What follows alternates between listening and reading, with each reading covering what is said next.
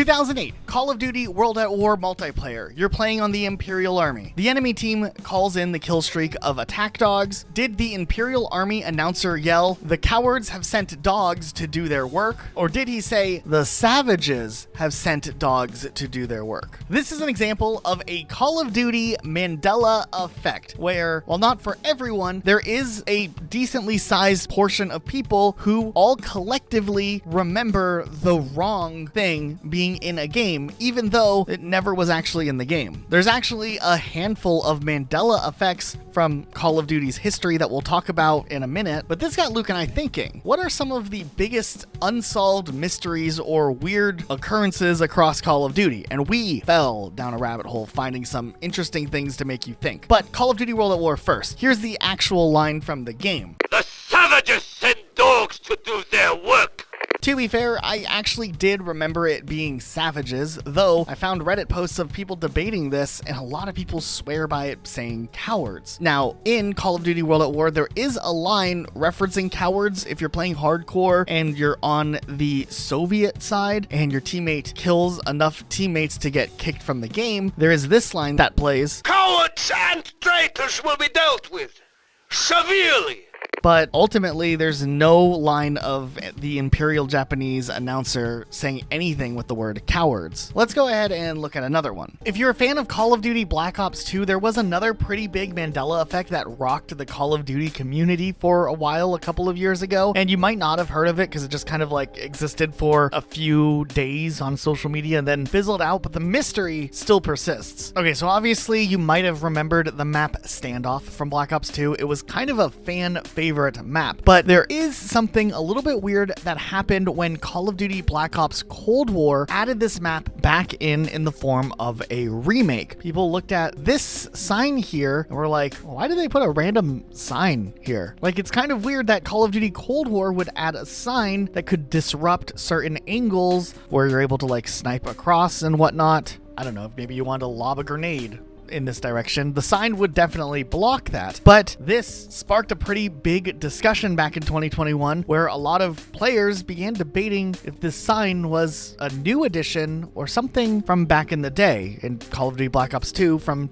2012. Now, as it turns out, if you go all the way back to Standoff in 2012, the map did in fact have this sign. So what does that say? Either half of the Call of Duty community that was involved in this debate back in the time just misremembered something collectively, or is there something weird happening with multiple universes? I mean, probably not. It's probably just the first thing I said, but it's still one of those like weird things that just makes you think a little bit and wonder why it is that we remember so many details and so many inches of maps, and then something massive like a sign that blocks a major angle is just completely forgotten. A sign that doesn't even really aesthetically blend as well as the other parts of the map. Now, it is worth noting Standoff has been remade multiple times over the years. This map appeared in Call of Duty Online, the Chinese-only Call of Duty experience that had maps from all different Call of Duty games in there, and it later made an appearance in Call of Duty Mobile as well. And in both of these versions, it seems like the sign is there as well. The one thing I was a little bit unsure of was whether or not Call of Duty Black Ops 3's remake of this map, which was called Outlaw, it was like a saloon-inspired version of the same map, had the sign. And when we decided to load up and check it out, sure enough, there is at least something here as a placeholder for what the sign was in Call of Duty Black Ops 2. There also was Standoff Halloween, which was a Call of Duty mobile Halloween event version of the map from 2019, and this version of the map still has the sign at least filling in the spot there. Also, just in case you guys were ever wondering what the sign said, it says here in Russian, roughly, it translates to, "In case of an emergency, proceed to the fallout shelter." That's all we got. I don't know. But real quick, before we get into more mysteries, we have something kind of cool to share. Have you heard about Delta Force? It's a new free-to-play tactical shooter, and they sponsored this video. It's getting a lot of attention, and for good reason. The best part about the game is that there's no pay-to-win nonsense, and everyone's on a level playing field. PC Early Access is coming Q4 this year, and console and mobile is coming soon. And if you're itching to check it out, it'll be a part of Steam's Next Fest on October 14th, so mark your calendars. And during Steam Next Fest, everyone will be able to test this game firsthand. The game's got 3 main modes. There's Hazard Operations, which is an extraction mode with some boss fights and dynamic events. And seriously, some of these dynamic events are insanely cool, like extracting on a space rocket? What? And there's Havoc Warfare, where you can battle on land, sea, and air with detailed environmental destruction that reshapes the battlefield as you play the match. Plus, if you loved the movie Black Hawk Down, they've recreated that whole campaign here. It's all built in Unreal Engine 4, so the graphics are pretty amazing. Delta Force also has really in-depth attachment, modification, and calibration features. It's also one of the top 5 wishlisted games on Steam. Delta Force also has once reached top 1 concurrent viewers among Twitch gaming categories, so definitely keep an eye on it. And that being said, let's continue on with some mysteries. This wouldn't be the first time that Call of Duty has had false memories or Mandela effect-like events occurring in Call of Duty. We've seen a couple other examples we'll get into here in a second of a lot of people misremembering things, but I have a personal one that I don't know if anyone else actually remembers as well as me, and I just genuinely think it is a false memory, but it's something I remember vividly and remember talking to my friends about, though I must have just misremembered something that didn't occur, which is weird because I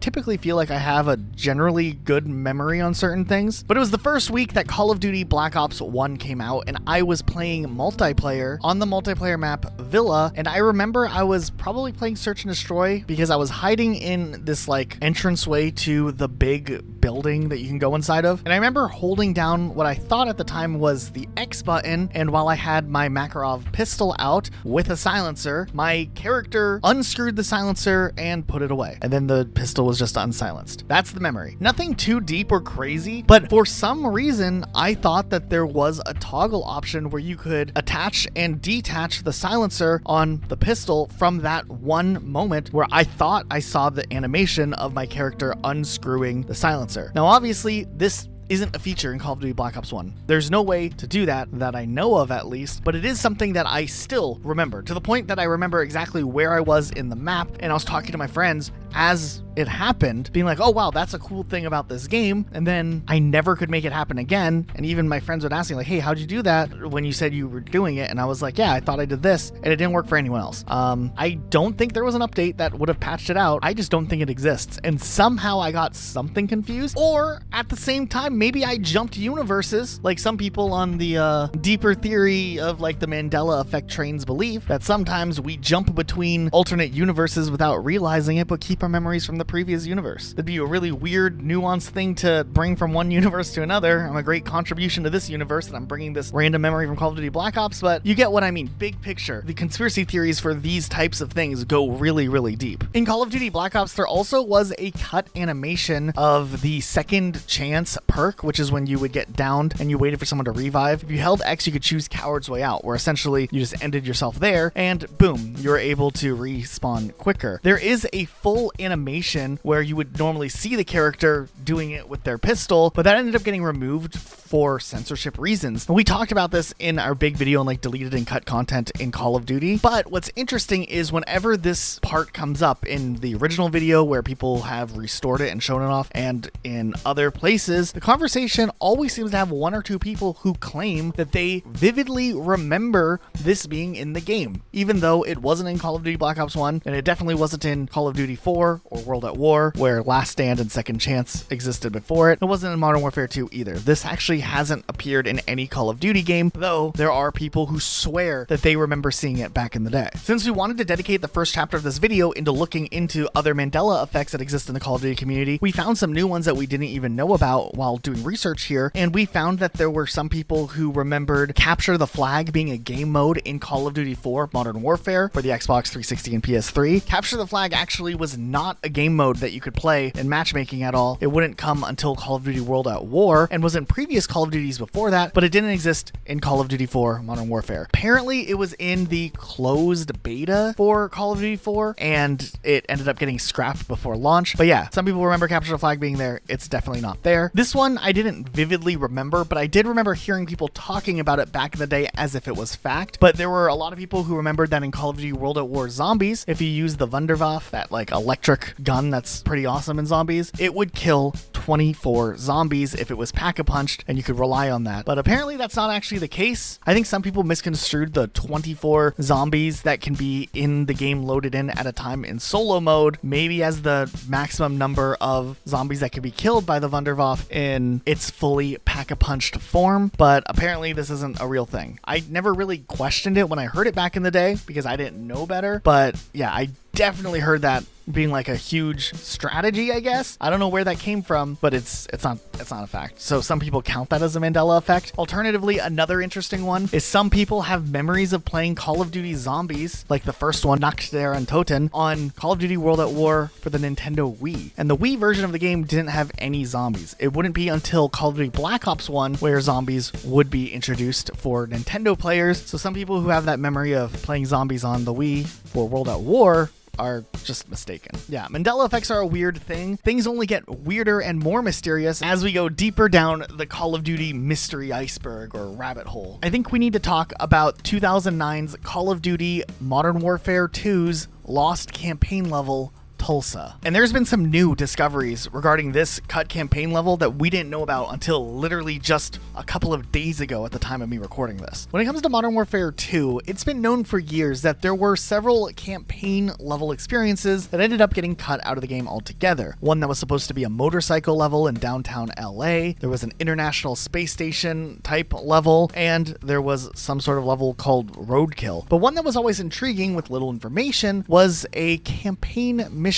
map known as Tulsa. Over the years, builds of beta and prototype versions of Call of Duty games would release, and there is one out there from Modern Warfare 2 before its launch, with some differences in the campaign and little differences in certain multiplayer maps, but overall, the game is very close to the final version of the game as far as what's playable. But in the files, you usually can see a lot of information about content that was intended but scrapped at some point before this specific build was finalized. These strings of code end up being removed before the retail version of the game, but can be very valuable in trying to track down and learn about other ideas that maybe were thought of to go into a game. And like I said, one of the most elusive campaign levels was some level that was known as Tulsa, which is probably a reference to the city in Oklahoma, though at the same time it could be like a code name. Nonetheless, while this level was pretty elusive, not anything else was known about this level, whether there was any plans for the level or what could have gone into the level, how far along it was before it got scrapped. But in that prototype build of Modern Warfare 2 that was leaked, there were some voice lines that were discovered that nobody could actually match up to a specific campaign level. It wouldn't be until a couple of months ago where a gaming archivist with a developer Xbox 360 discovered the game NX1, which essentially was Call of Duty Future Warfare, a game that was being developed by Neversoft, the people who made like the Tony Hawk games, and they worked on the game for about a year before the entire project was canceled. This build turned out to be very valuable in information regarding this cut campaign level Tulsa. You see, NX1 was actually a fork from an in-development version of Modern Warfare 2. Essentially, they had their version of Modern Warfare 2 stripped down, and then they would build their own Call of Duty game off of that using placeholder items and whatnot from Modern Warfare 2. And the same audio files that were found in that prototype version of Modern Warfare 2 were located again in the NX1 build, except this time they were labeled with code that associated it directly to Tulsa. So for the first time, we actually have audio lines that would have existed in the campaign level Tulsa. It still doesn't paint a clear picture as to what's going on with this mysterious campaign level, but it is an interesting start. We're going to play the clip here now, but just mind you, this is placeholder audio. These aren't the professional final voice actors. These likely would have been the voice lines recorded so that when they're making the level, it can flow together, and then they would switch the audio out with professional voice actors. But take a listen and see if you can maybe put together something that could have appeared on that Tulsa campaign level, at least in your own head.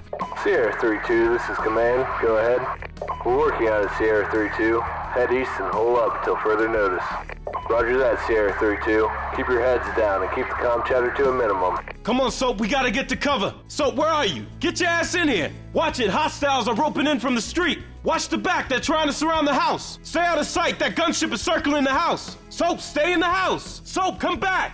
Soap, stay close. Looks like the gunship is bugging out. We need to keep moving. We got incoming. Let's hide in here. Let's hide in here. We got incoming. Man, it's like they're tracking us. Watch it. More enemies trying to surround us. All right, we gotta move. Command, this is Sierra 3-2, over. Command, we're knee-deep in shit here. We need an escape plan ASAP. Spec Ops are dropping in on us like they know where we are. All right, Soap, let's keep moving east. Attention, this is an emergency evacuation order. Remain calm, follow the instructions of the emergency officials. This is an emergency evacuation order. Obey the emergency officials.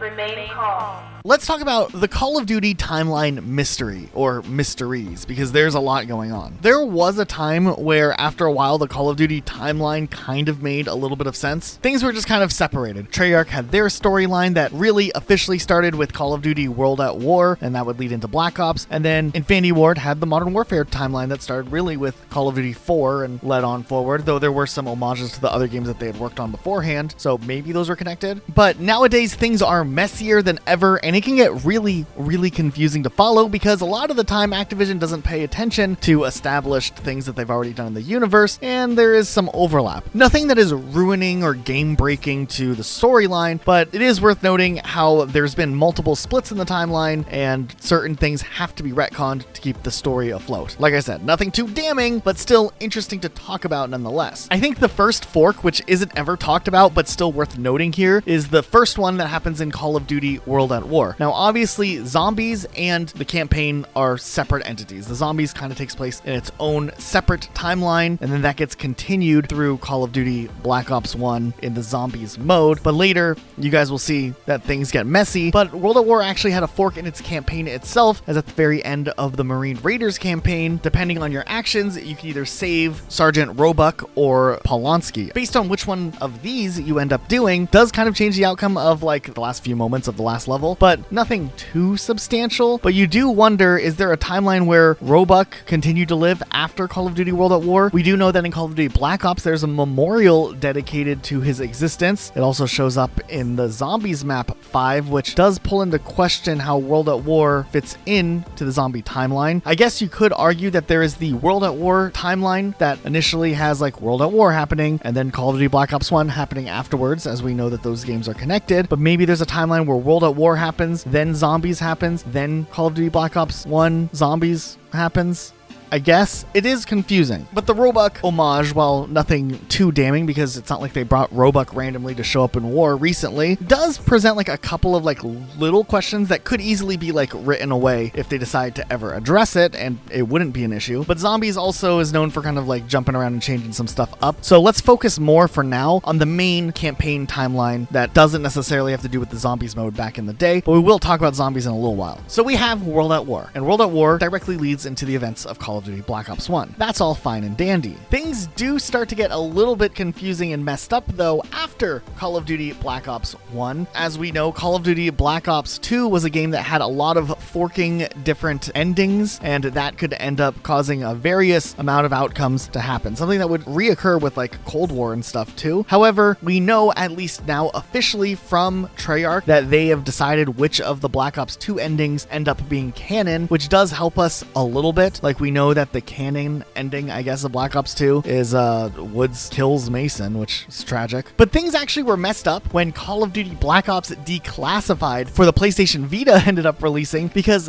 this game opens up some other small little errors in the continuity of Call of Duty. Like for instance, in Call of Duty Black Ops 1, Hudson goes on a mission to this secret facility in Mount Yamato, I think is how you pronounce it. It's a big ordeal. This catwalk is just the worst. And then many of you remember in Call of Duty Black Ops Cold War, this location is actually revisited in a cool nostalgic homage where Woods and Mason go to find that there is like some secret Soviet operations going on there. They're trying to salvage some sort of tech from this old abandoned base. And in the cutscene right before this mission begins, Woods literally says this line: Yamato, I thought Hudson and Weaver buried that place years ago. Now, that would make sense, right? If Call of Duty Black Ops Declassified never happened, because in Call of Duty Black Ops Declassified, which released alongside Call of Duty Black Ops 2 essentially, Woods is sent on a mission by Hudson to go back to that same facility, and a huge portion of the game is Woods literally there, like stopping them from making Nova gas bomb missiles or something. So it's interesting how Woods seemingly has amnesia to the mission he went on where he knew that that facility was still intact because he was just there less than 10 years earlier in the timeline, if we're trying to get like really technical about it. But it is funny how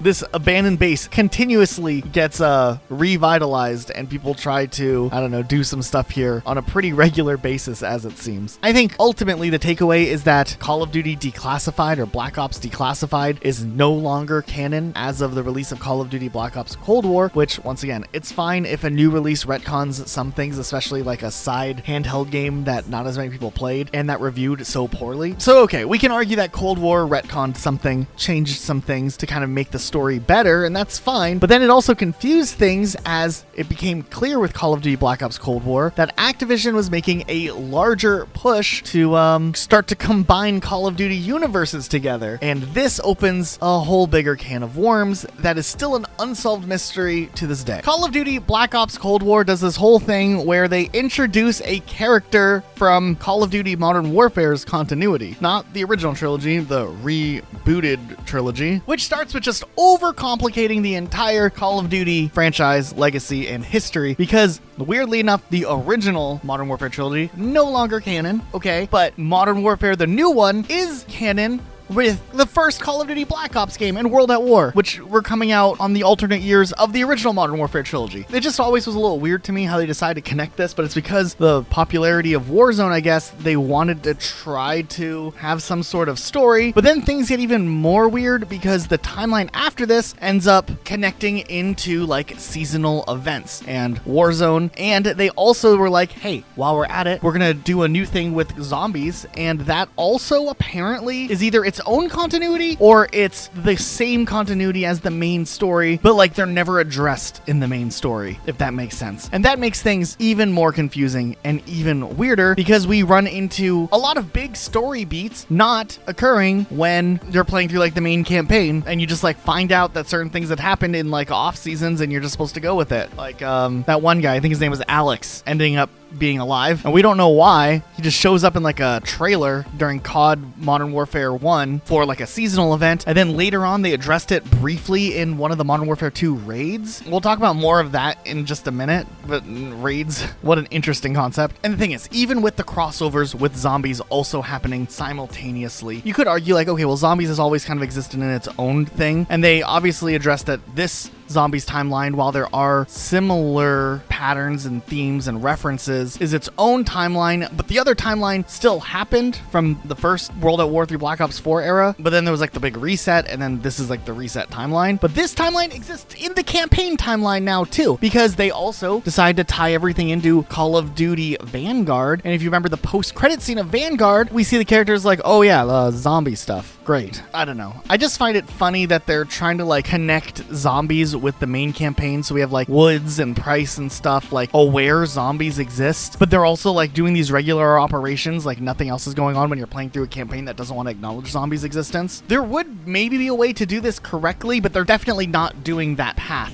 At least I feel like it. If anything, it's setting things up to be very, very messy and very disastrous, and the whole Call of Duty timeline is already confusing enough. And we're gonna go into some more advanced timeline theories a little bit later in this video, so hang tight, but I don't even know like where to start, because when we start talking about other Call of Duty games that have connections to other things like Ghosts and Infinite Warfare and how they potentially fit into the larger Call of Duty verse, things get weird. And then we get to some wild theories.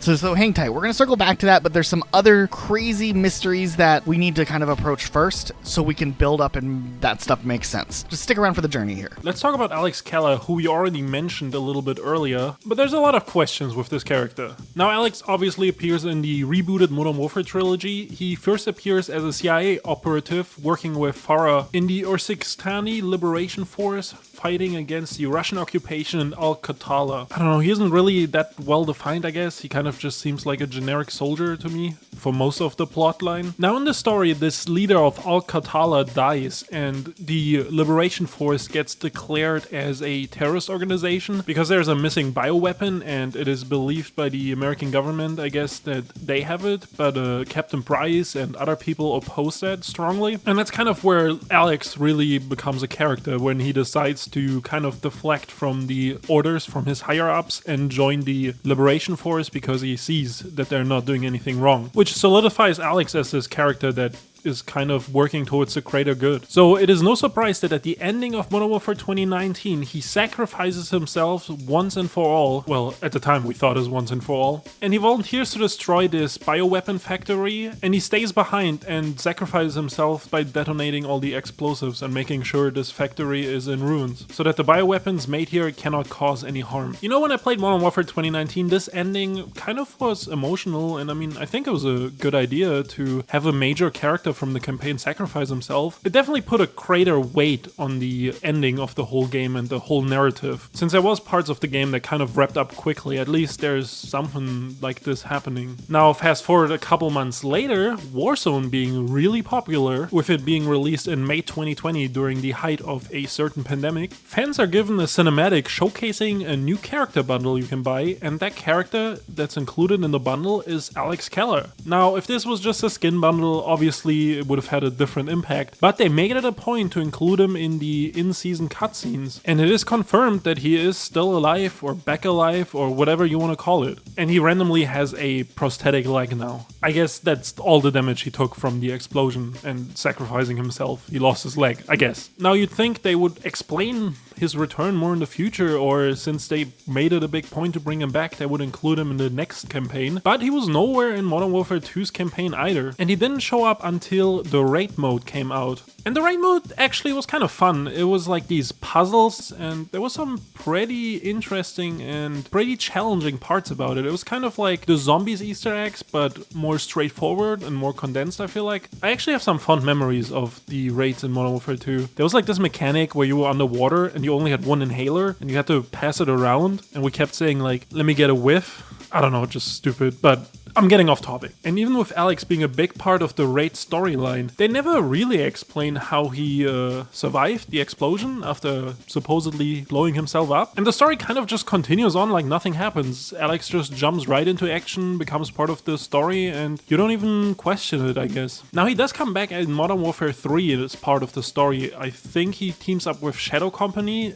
to help the Liberation Force. And I don't quite remember it, but I think the Shadow Company also has like a deal with Shepard, and they deliver weapons for the Liberation Force or something like that. Anyways, he does his missions alongside Farah once again, much like Modern Warfare 2019. And even during those moments with Farah, we never really learn how he survived or why he survived. It is just accepted as a fact by everyone around him, I guess. So I wonder if we are ever gonna find out how he actually survived and how he walked away, or like skipped away on one leg, I guess, after it was blown off. Nonetheless, we've seen this in the past where they bring back characters that are presumed dead, but this one just kind of stuck out to me in the last couple Call of Duty games as a weird coincidence and a weird mystery as to how he survived. Let's talk about the role of the Illuminati in Call of Duty. This one is one that actually at first I thought was just going to be something really, really stupid, because some theories and conspiracies and mysteries in Call of Duty are pretty dumb. However, there's actually something more intriguing going on here that has had some lasting effects across Call of Duty for years that still hasn't been fully explored or uncovered just yet. We're talking about the existence of the Illuminati in the Call of Duty franchise, specifically the Call of Duty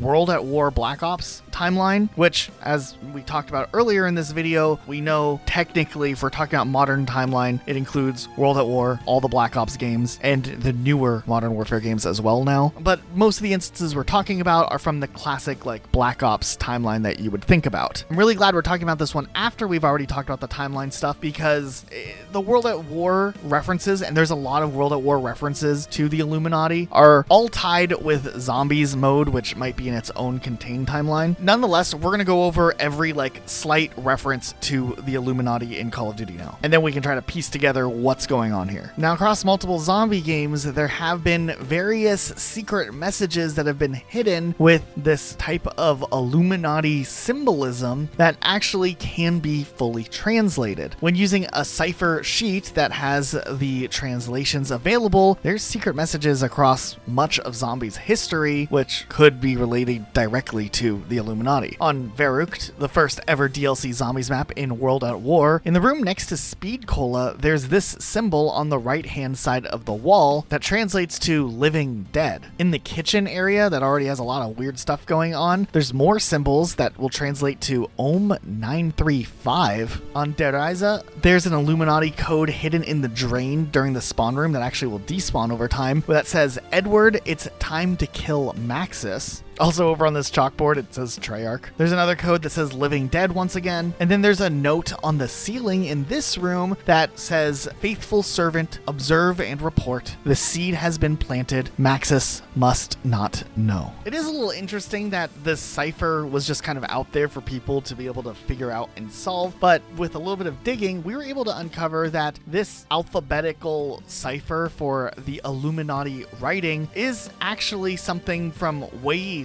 back before Call of Duty. There are writings out there where translations to what Illuminati symbols could mean have been published, and I think when Treyarch was adding in these Easter eggs, they utilized existing ciphers that were already out there, which would allow players who were really interested in this to do a little bit of research. They could find the cipher and then share it online for everyone else who's too lazy, and then they could decode what some of these obscure and weird messages could mean. And a lot of the time the messages weren't that deep, but still interesting nonetheless. Call of Duty Black Ops 1 would continue having more occasional homages and references to the Illuminati as well, but things interestingly get more on the nose before they seemingly stop being a part of the zombie storyline. Like on Kino der Toten, you can straight up see the Eye of Providence inside of a book on a bookshelf behind this barricade. Richtofen even makes a reference to the Illuminati existing, though it could just be a funny throwaway line. The Illuminati will never get their hands on me again.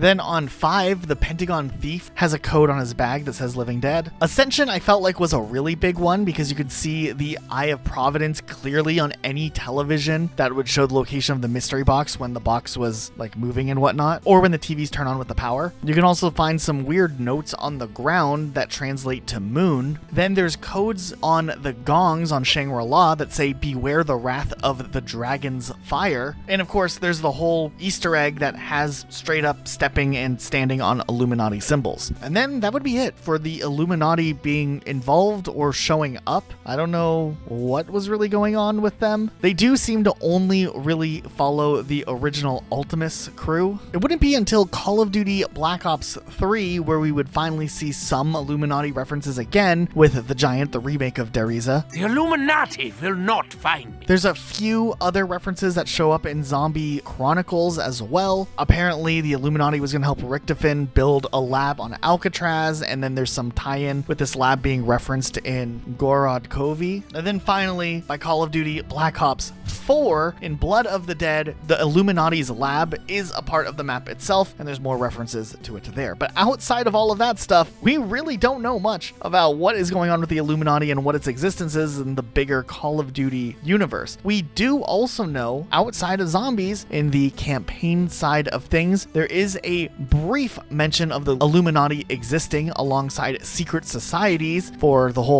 Call of Duty Black Ops 1, one of those screens that pop up real quick. But what does that tell us? Not much. The whole existence of secret societies are very interesting in Call of Duty and does kind of lead into another pretty big theory, one of the biggest and most interesting theories in probably all of Call of Duty history. And that's the question of whether or not in Call of Duty Black Ops 1, did Mason kill JFK? There's one Call of Duty theory that has existed since Call of Duty Black Ops originally released back in 2010, and it is wild. Let's talk about the theory and speculation that Alex Mason assassinated JFK. This really started out as a fan theory, but there's so much evidence in Call of Duty Black Ops that I think it was an intentional narrative choice for Call of Duty Black Ops to put that speculation out there. But this has definitely become one of the most deeply analyzed fan theories within the Call of Duty community. Now, this theory is based on a mix of in-game events, lore, and subtle hints, and then of course the psychological state of Mason being a major theme throughout the main narrative causes a lot of ambiguity between what is fact in this universe and what is an illusion of Alex Mason's. For larger context here, Black Ops is set during Cold War, mostly between 1961 and 1968, and Alex Mason is being interrogated while having a bunch of flashback moments that go to significant points and events during his career. There's a lot of stuff going on like MK Ultra and other references to real CIA experiments that actually happened, but of course we find out that Mason was subject to a bunch of mind control experiments that were carried out by Soviet forces. He was manipulated by a rogue Soviet general named Nikita Dragovich,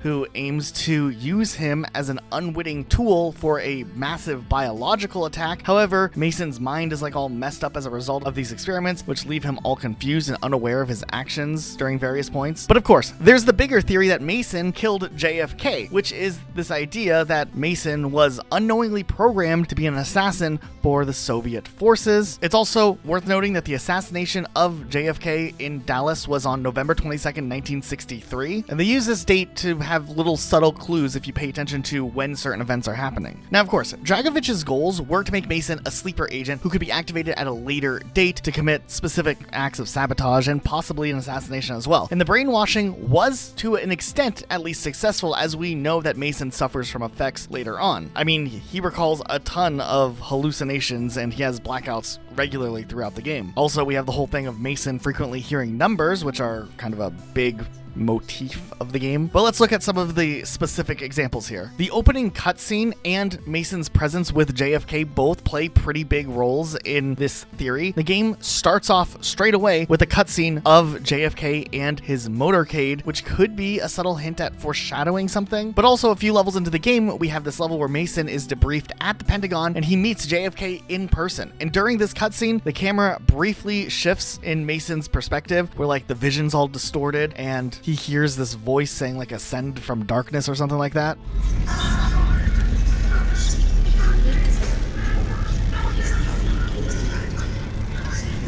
During this cutscene, we of course see Mason think to himself or have this like little visual thing feeling like he's supposed to kill JFK, but it turns out just to be like a hallucination. If you listen carefully, Mason straight up even says, "I'm going to kill you," but it doesn't really happen in this moment. We do know though that every time he's in one of these more compromised conditions or whatever, we hear the numbers over and over again. Now at the same time, it is worth noting that there are a lot of historical parallels between Alex Mason and the real life Lee Harvey Oswald, the person who's widely accepted to be the alleged assassin of JFK. There are numerous conspiracy theories that exist, whether or not there was more than one shooter, and Lee Harvey Oswald was a former US Marine who defected to the Soviet Union, which is an interesting parallel to Mason, who was captured by the Soviets and used as a pawn in the whole brainwashing arc. But it's also important to pay attention to the endgame part of this game, because that's where things really start to get strong for this theory. After the final level of the game, and we're kind of in the end cutscenes, we see historical footage of JFK's motorcade on the day of the assassination, intersped with footages that are flashed straight up with Mason's face. And we hear those numbers once again. Why are they flashing JFK's motorcade with pictures of Alex Mason here? What are they alluding to? Now, of course, the game never explicitly says that Mason pulled the trigger or was even involved in it, and there are suggestions out there that maybe Mason was encouraged to participate in something like this, but maybe he didn't go through with it. But the fact that they kind of set up these parallels here is very, very interesting nonetheless. Now, this theory mostly has to be contained to just Call of Duty Black Ops 1, because we couldn't help but to think it would be strange if they continued to let Alex Mason operate if he was in fact the secret sabotaged second sniper that the CIA knew about for the JFK assassination. I mean, sure, the CIA would cover it up, but I don't know if they would let Alex Mason go back into active duty. However, at the same time, you could maybe make the argument that he would have been a full sleeper agent had Reznov not interfered with his brainwashing to use it against the Soviets, and maybe indirectly saved JFK from being executed by Mason. I mean, if you continue to follow some interesting things just before Steiner's death, there's this part where Mason straight up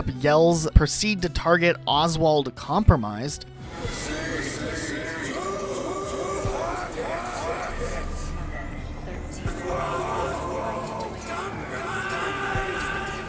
Remember how I said pay attention to the dates? If you look at the mission where Mason goes to the Pentagon, this is actually just a few weeks before the real assassination on JFK. It's also worth noting that Hudson reveals later on in the game that Mason would randomly just go out MIA randomly for long periods of time before returning. And it is kind of insinuated that after the Pentagon adventure, he goes MIA for a bit. So we don't know. I guess you could make the argument that maybe the CIA suspected Mason was involved in the assassination and they were trying to get more information but didn't know for certain. I don't know. It is very interesting and one of the coolest long-lasting theories in Call of Duty, because to this day, all these years later, fans will continue to speculate what Alex Mason's mental state really was like during the week and the days leading up to JFK's assassination. I have heard other theories suggesting that Mason actually killed JFK in the Pentagon, though I don't believe that one to be at all the case. I think it would likely more be the whole motorcade second sniper, and maybe they weren't able to definitively prove that it was Mason or suspect that it was Mason at the end of the day. There is also theories out there that Mason could have been the backup plan if, for whatever reason, Lee Harvey Oswald failed his mission. Then perhaps Mason was supposed to be activated, and that's why he says the whole Oswald compromised line at the end. I do, however, think it is suspicious that if Mason was even at one point supposedly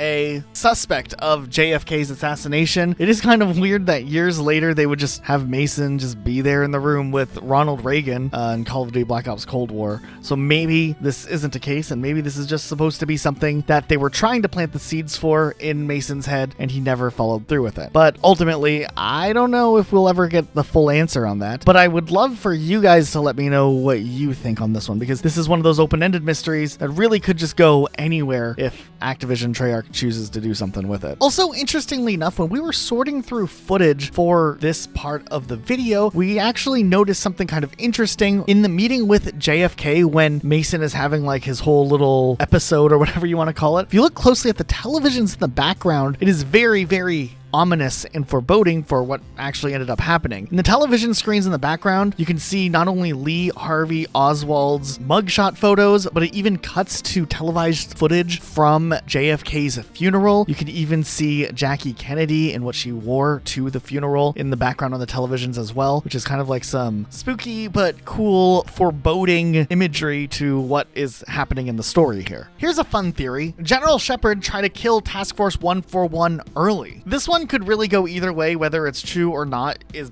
kind of a moot point, but it is an interesting thing to think about. This theory actually circles around the level Prisoner Escape, specifically where you go to rescue Prisoner 627, who is of course Captain Price. As we learn in later levels, it's pretty clear that General Shepard would do anything necessary to try to cover his tracks for his, little nefarious plans that he's doing over there. The whole like manipulating a World War III situation. And of course, at this point in the story, General Shepard's goal would be possibly to eliminate anybody who could uncover his true motives. And the more that Task Force 141 would continue to dig into Makarov's network and whatever the real cause of the war and conflict would be, they would probably start to realize that General Shepard was pulling the strings behind the scenes. First of all, what sort of crazy mission could General Shepard possibly send Task Force 141 on that could easily result in a failure? I mean, the amount of enemies in this gulag were kind of insane if you think about it. Tie that together with the fact that the mission, weirdly enough, has a lot of time constraints and pressure that we have to question why they were limited to just a certain window of opportunity to get in, get the prisoner, and get out. Shepard, of course, was in charge of the air support on this mission. And then oddly enough, when they actually do get to Prisoner 627, it seems like Shepard had no actual plans for how they were going to extract him, what the plans were to get the rest of the team out, almost as if Shepard was surprised that the team even got that far. Then on top of that, there's an airstrike bombardment on the gulag that Shepard seemingly can't stop for whatever reason, that almost causes the entire gulag to collapse and, result in all of Task Force 141 dying, which would be really convenient for General Shepard. And essentially, they leave in such a dire situation that it's incredible that the team not only survives, but also that General Shepard literally couldn't do anything to stop the bombardment on a prison. Why is any military wanting to airstrike a random gulag in the middle of nowhere? Now, there are some flaws in this theory, of course, because I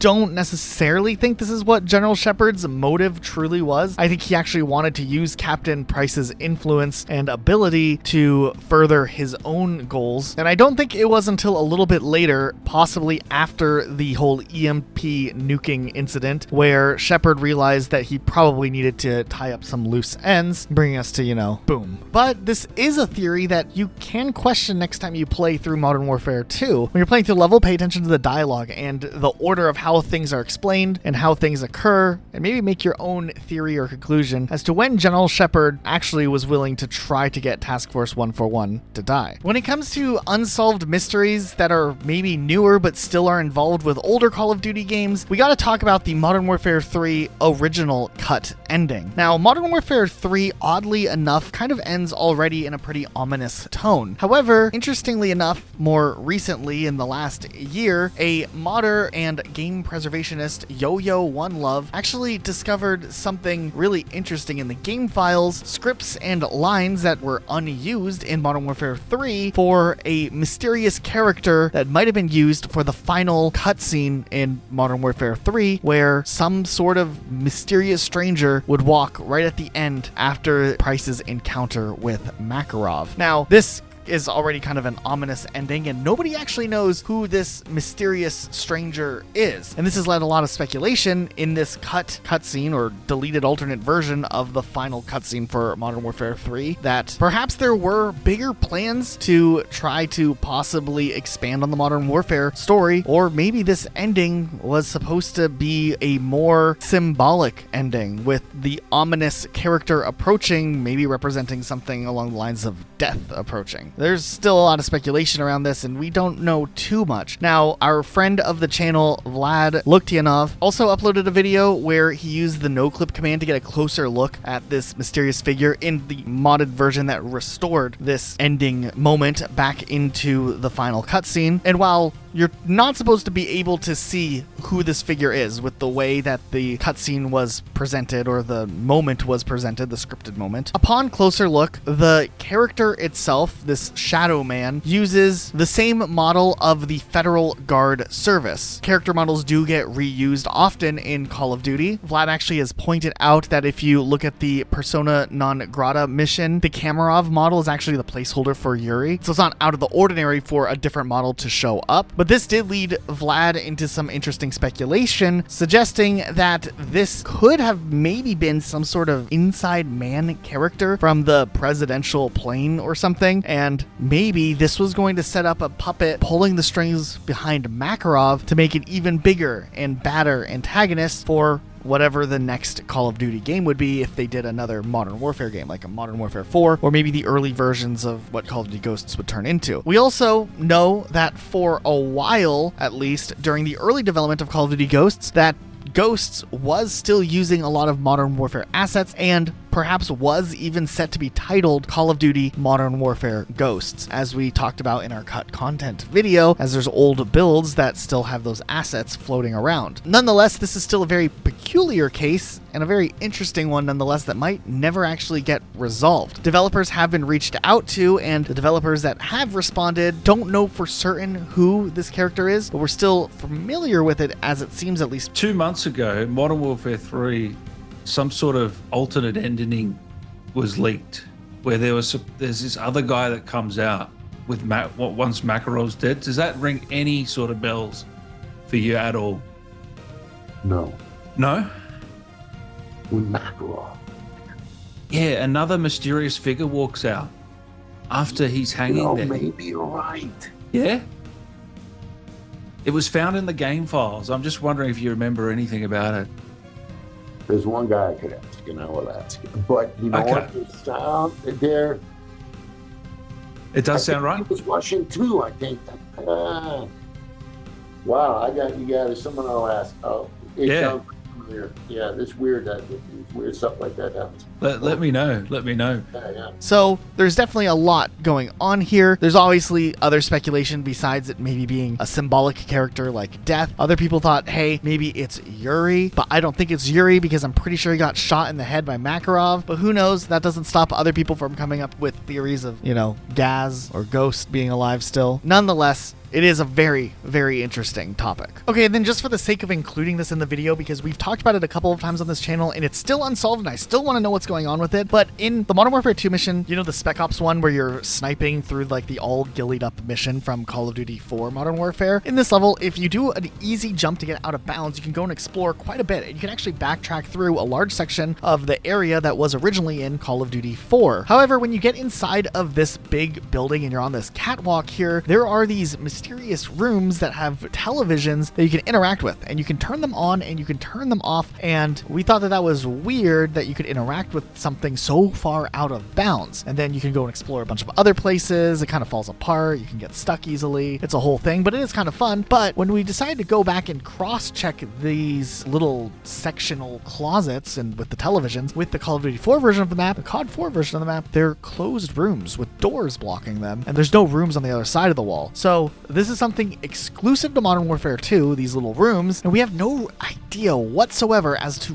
why they are here or what's going on with them to any extent. I think it's interesting you can interact with these televisions because you can't interact with every television in the game, and we just get this little like rainbow, you know, color, you know, everyone's favorite channel. But yeah, outside of that, we don't know what's going on here. The leading theory is that the designers like were rebuilding a larger portion of that map when they ported over all gillied up stuff, and they decided to design the section, and then it ended up ultimately going unused by the time there was implementation. But who knows, maybe this location was supposed to make a return in a larger sense in another Spec Ops mission or in campaign multiplayer. Well, I don't know. What do you guys think? Why is this stuff here? Maybe one day we can get to the bottom of it. Let's talk about the lost map pack of Call of Duty World at War. It's no secret that after the success of Call of Duty World at War, especially the very popular zombies mode, zombies would be something continued on into the future beyond just what they had in the base version of the game. But one thing that is known in the community is that there was a 4th map pack planned for Call of Duty World at War, likely to release sometime in September of 2009, that would have included 4 brand new zombies maps that never ended up actually releasing. Now, in various interviews over the years, it's been stated that the reasons these maps never were released was because of the close proximity of that September release window to the November upcoming Call of Duty game. Activision wanted people ready to go to invest their time and money in a big new experience with a full game and didn't want the DLC possibly interfering with it. That being said, to this day, there has never been an official leak or image or prototype build that's gotten out there of what this map pack in progress would have looked like in Call of Duty World at War. And considering there were still Easter eggs referencing these locations in map pack 3 with the Deriza map, it's likely that quite a bit of work was probably done in getting these maps ready, which gets us into this big mystery here. What were these maps originally based on? Now, based off of the Deriza little Easter egg reference for the upcoming maps, and of course through various interviews, we know that the planned maps, at least at this time for that map pack, would have been the theater map that would turn into Kino der Toten. There was some sort of boat ship map, which likely would turn into Call of the Dead. There was a Siberian map apparently, and a map known as Paris, or a Paris map. A little bit of insight on the Paris map. This idea would later be reused in Call of Duty Black Ops 1, but as Moon instead, as Activision didn't want overlap with the Paris locale since that would play a big role in Modern Warfare 3. And then there was also teases for an Area 51 map, which also would make its way into Moon. But what I'm more curious isn't about what the maps turned into by the time Black Ops rolled around. I'm very curious what these maps would have looked like in World at War with the lesser time for these map ideas to be fleshed out and to evolve, what they were working on right before the project got scrapped altogether. Since World at War definitely utilized campaign geometry and locations in zombies regularly. I mean, Knockdown Toten is straight from the 3rd level of the campaign. It's also the multiplayer map Airfield. Verrucht came straight out of the Asylum multiplayer map and the section from the campaign. Shinonuma was mostly original. There might be some remnants from Hard Landing possibly at the beginning. And then Deriza, which coincided with a section from the campaign, but also more distinctly the multiplayer map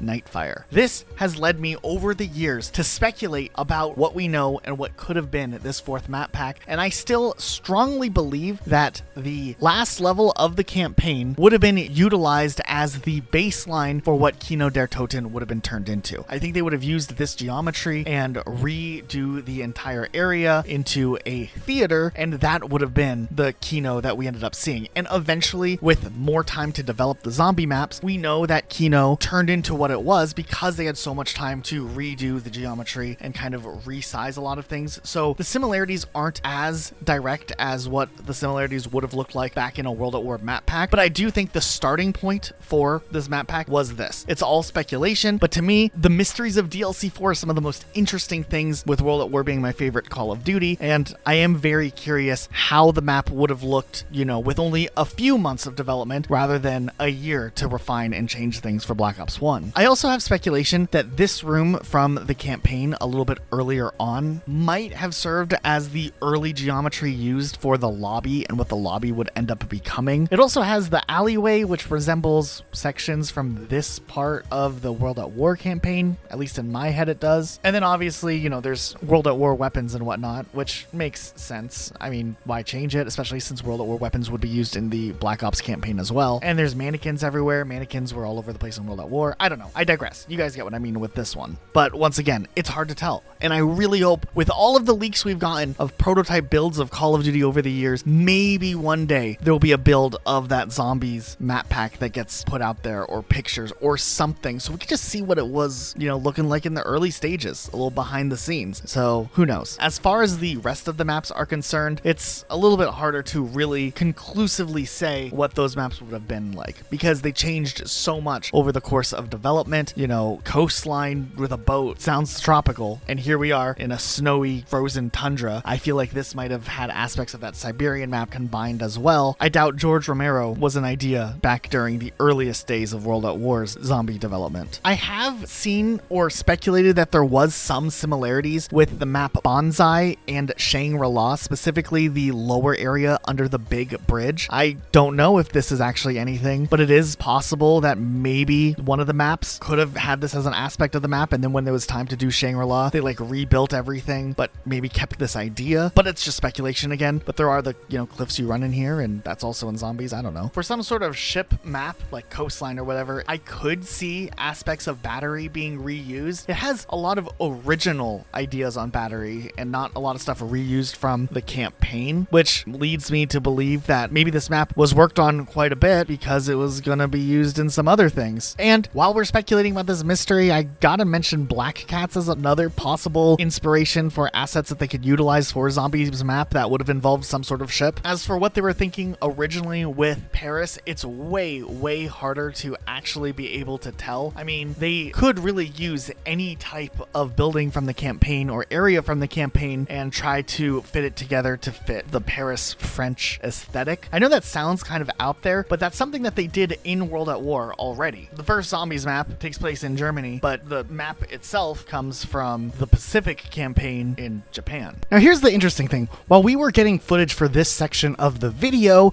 we had to run around different levels and look around for stuff. And remember how earlier we were kind of talking about how Shinonuma wasn't necessarily directly taken from any campaign level? Maybe parts of Knee Deep were repurposed, like the whole swamp effect, but I mean, that's just like a loose connection. Well, while we were running through the level Eviction, I actually had a theory that is a little bit out there, but I just wanted to bring it up because now is my one chance to get to talk about this. As we were walking through this room, I kind of started to suspect something, that this room seemed a little bit familiar, and it kind of resembles the downstairs room in where that box first is, where you can get a random weapon. Obviously, things would be drastically retextured and changed around to match the Japanese aesthetic, but I couldn't shake the idea that this room, just for whatever reason, might have laid the groundwork, or was like maybe the geometry that was used when they were working on Shinonuma. From my idea, the box would be over here, and then there's that door that kind of represents like the hallway that would normally go upstairs if this was Shinonuma. And then even there's like a little back room behind this area where there's like a window in the Shinonuma equivalent. This little opening would take you outside, and then back here would have technically taken you to another section of the building that was added on. I know it's like a crazy theory, but just because we're starting to see these other pieces of how other maps made their way into zombies, and then also how every single map had something taken from the campaign, I just can't help but to think Shinonuma would have fallen in line with that as well. Now, of course, here I am trying to explain my theory to Luke, and I think Luke thought I was insane running around trying trying to make connections to something that doesn't exist. And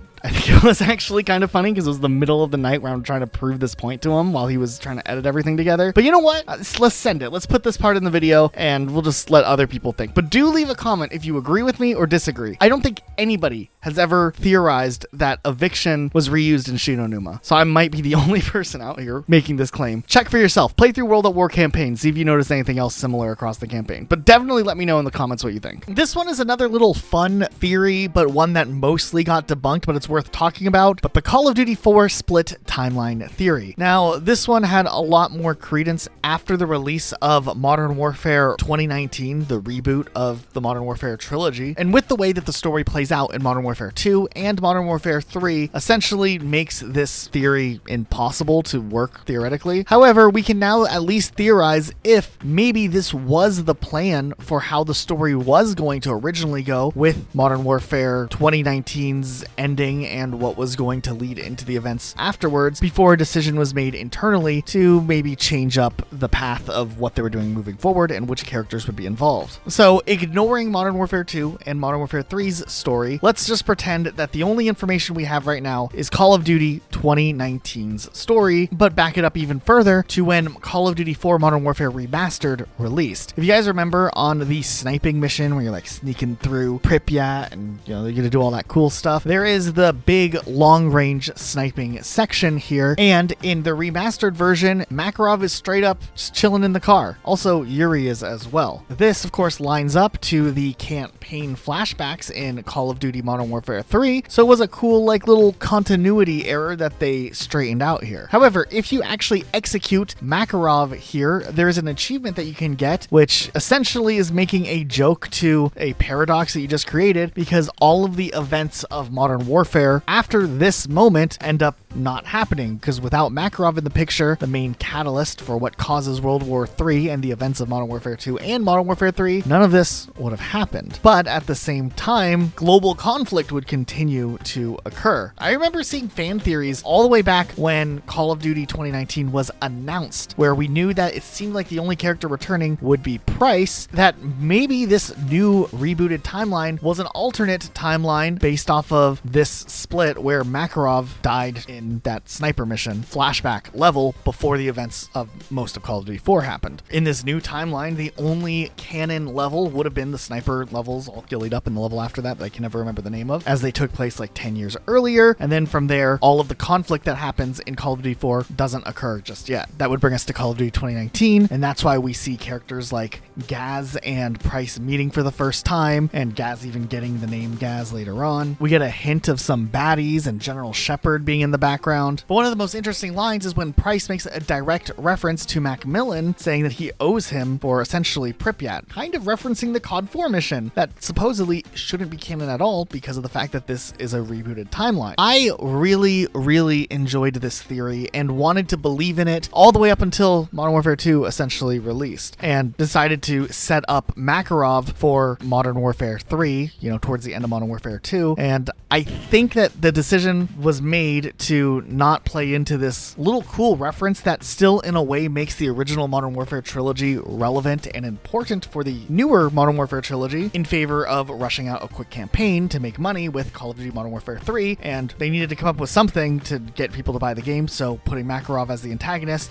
someone that's very identifiable, made sense, I guess, for the marketing team at Call of Duty, since Sledgehammer Games was, put in charge of that game, and the whole campaign was just kind of a separate thing. I think they had to rush together a narrative that would have been interesting, and this theory idea that maybe they were following for all of Call of Duty 2019 and maybe most of Modern Warfare 2's early story writing probably ended up getting pushed aside in favor of what they ended up going with. So I do wonder what the timeline could have looked like had they not had to rush out a quick Modern Warfare 3 a year after Modern Warfare 2. But I think it would have been way cooler to have a story that shows a timeline where Makarov never existed, because then that still kind of solidifies the legacy of the original Modern Warfare trilogy, and it shows why this existed and how that story could have gone. It still makes a fork in the pathway showing where the timeline splits. It's easy for people to follow, and that would have been cool instead of just being none of this matters anymore. Just cross it all out. We're starting with this game, which technically is now in the Black Ops timeline, which would take place, I guess, between Black Ops 2 and Black Ops 3, or before Black Ops 2 even, now that I think about it, which is already confusing because Black Ops already has a bunch of lore established and set up. I just like the idea of it being separate, but still somehow connected to the core game that started this franchise and introduced these characters originally, and they really could have just still done a lot of the plot points that they wanted to do, but the whole bringing Makarov in obviously ruins this theory, and it falls apart from there. There is a bit of a mystery that I've been wondering about for quite some time, and it kind of falls under the category of the writing in Call of Duty, like literal writing in zombies on the walls. We have the classic ascend from darkness, you must ascend from darkness, on the wall of the first zombies map from Call of Duty World at War, and from there, things just go incredibly insane with the amount of writings that we see. Verrucht has writing all over the place. There's this whole room that just has scribblings everywhere. We got some fancy drawings. There's a lot going on here. And just across the board, you go to Shinonuma, there's writings there. We go to Deriza, there's writing over there. Just the amount of writing that shows up in zombies. It's a cool touch. I think it's cool to, like, you know, add some lore and universe. But I want to know who's leaving these messages. Who's going there with this, like, super reflective chalk and writing them in all of these locations? It can't be the zombies, surely. It's got to be a survivor, right? Actually, if we want to get more technical, the "you must ascend from darkness" line is referenced in Call of Duty Black Ops 1 when you look at Reznov's escape plan. He has all the steps, the whole Vorkuta thing. You run through the steps in order, and it's, you know, a big part of the plot in a way. But then it also shows up in zombies later on, the same exact steps,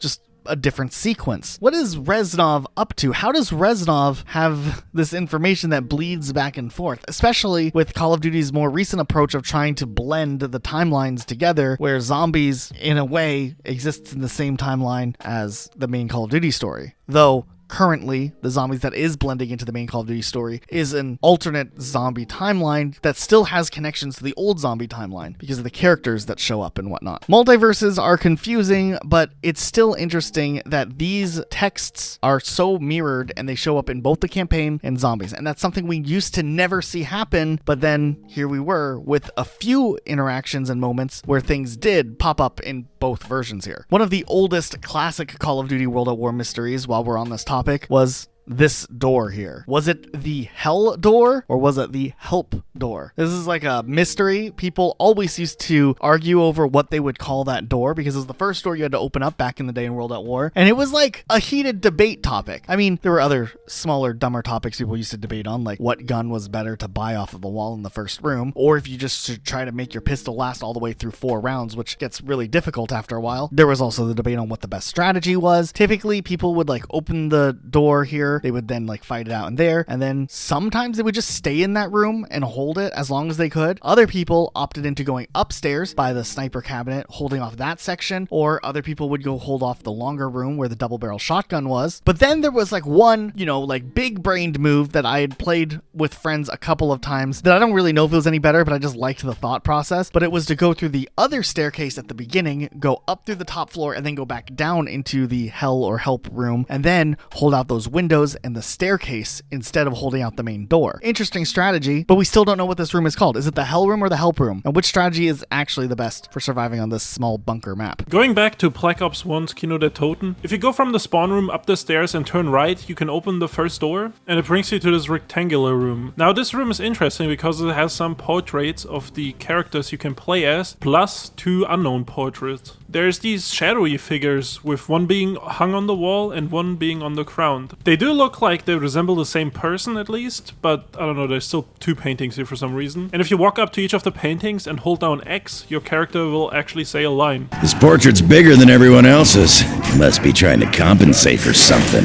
Oh, our little bundle of badass. Oh, looks like Nikolai's put on a few pounds. What's he been eating? Ah, A Tale of Two Dempseys. Starts slow, but has a happy ending. Hey, look! It's nobody! So who is this shadowy figure? Now there's multiple theories as to who this shadow figure is. There is theories that he is the Shadow Man, who's like the big bad guy from the Black Ops Zombies universe. Then there's theories that it's just plain old mexes, or he is another test subject that was also tested on, much like the other 4 players you can play as, who is named Pablo Marinos and shows up in Black Ops 4 actually. There's other crazier theories that are out there to who this person could be. And my personal favorite one is that it's John Banana from the Verrückt map from World at War.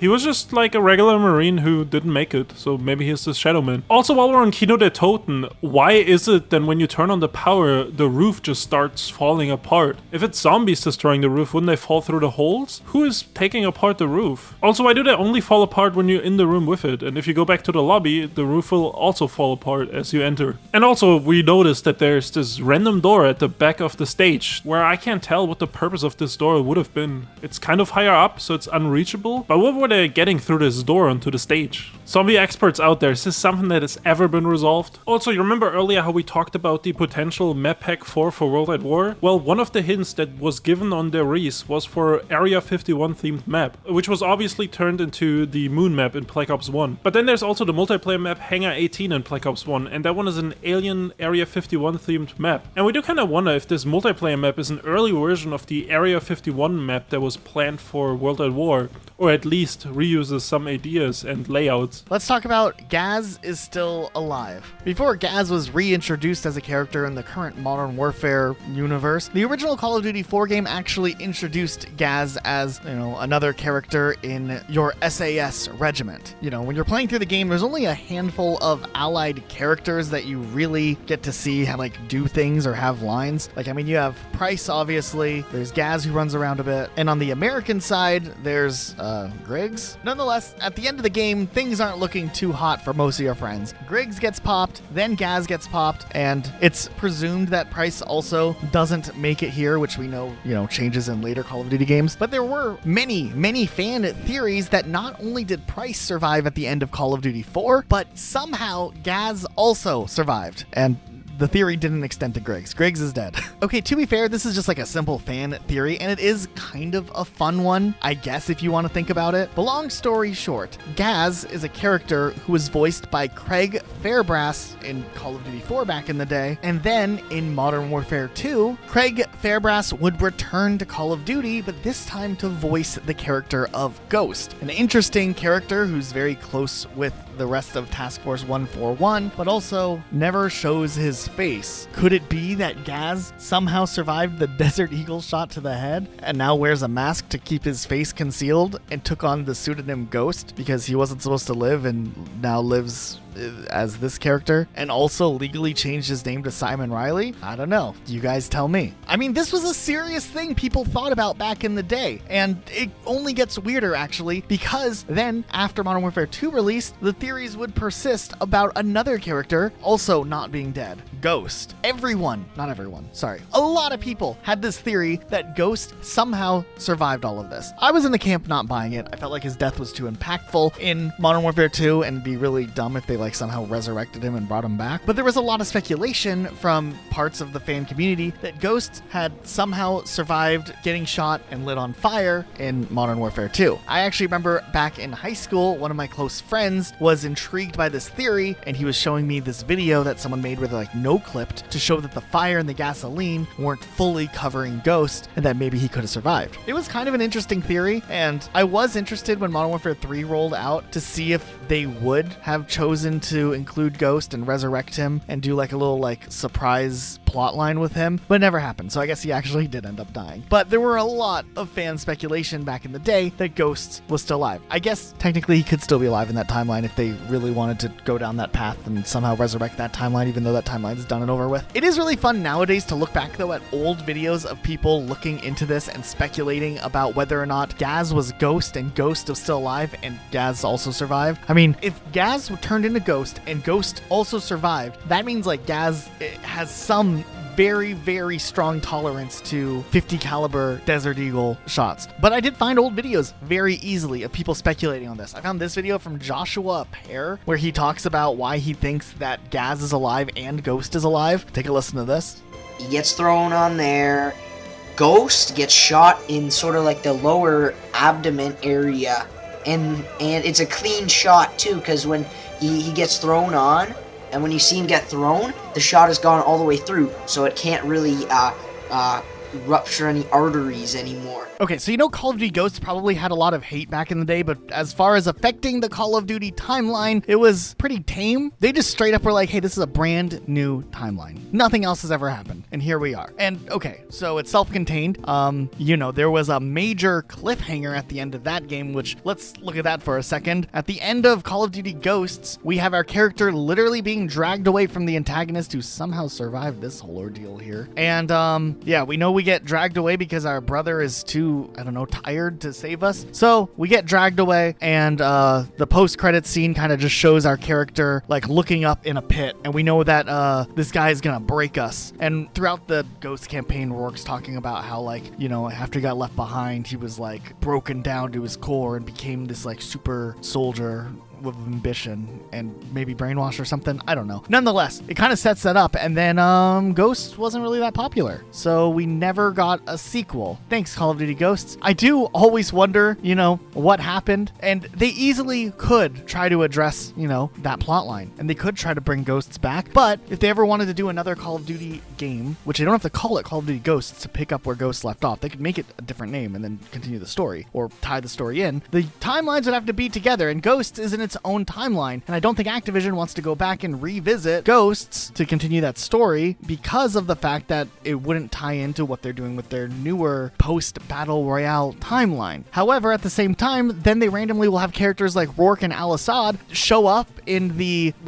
Warzone mode, or at least for Warzone 1, they showed up there, and it was an interesting move because they did tie those characters into the plot line of what's going into Warzone, meaning that these characters exist, but they're not the same versions of the characters from Call of Duty Ghosts and Call of Duty 4 Modern Warfare, the original one. So we were left with this stupid mystery. What ended up happening to the Walker brothers? Who knows if we'll ever find that mystery out, but at the same time, there's bigger fish to fry because Call of Duty Ghosts opens up a whole nother can of worms when you look at their Extinction mode, which was their approach to something to replace zombies. It was actually really, really cool, and not enough people appreciated it back in the day. Something different. It was kind of like a one and done type experience rather than zombies, so maybe it wasn't as popular, but the experience was solid, and it was very challenging and a cool thing. The set pieces were cool with the DLC that would release. Okay, so we knew that was its own self-contained universe. It didn't tie in directly to Call of Duty Ghosts, but then Call of Duty Infinite Warfare comes out, and Call of Duty Infinite Warfare, believe it or not, despite the fact it's based way in the future, actually exists in the same timeline as the original Modern Warfare Trilogy, which,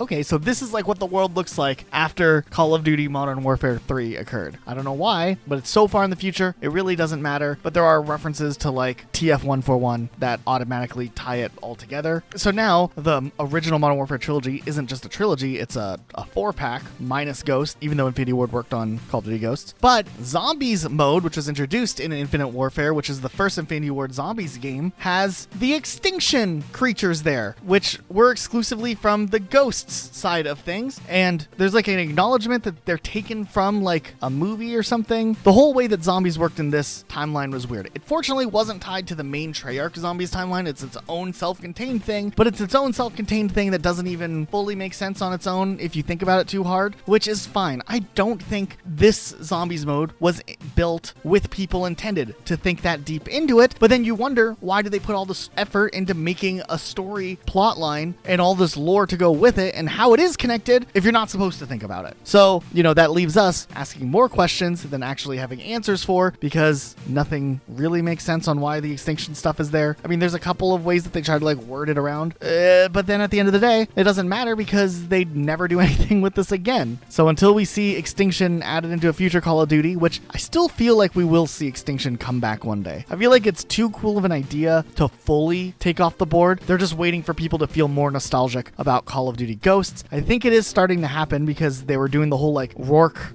skin towards the end, and Rourke showed up a couple of times in Call of Duty Mobile, because Call of Duty Mobile, if you guys didn't know, has its own storyline that is more confusing than any Call of Duty storyline that we've gone into yet. The Call of Duty Mobile storyline is the exact example as to why I'm saying that the current state of Call of Duty shouldn't get more confusing than it is. They need to lean off how they've already messed things up and maybe just create a very simplified version of the universe or lore and go from there, because I don't know what's going on anymore. I don't know if anyone else does know. And I think it's getting to the point where it's so confusing, people just don't care anymore. And I don't think that's the right approach when there is room to make an interesting universe that people do care about. But Call of Duty Mobile storyline is so confusing. Let's just talk about the narrative of Call of Duty Mobile, because there are so many questions I have, and I don't know if they'll ever be explained, because this just seems like a never-ending storyline that just continues to go on and make me question reality even more. If you haven't paid attention to the Call of Duty Mobile universe, you are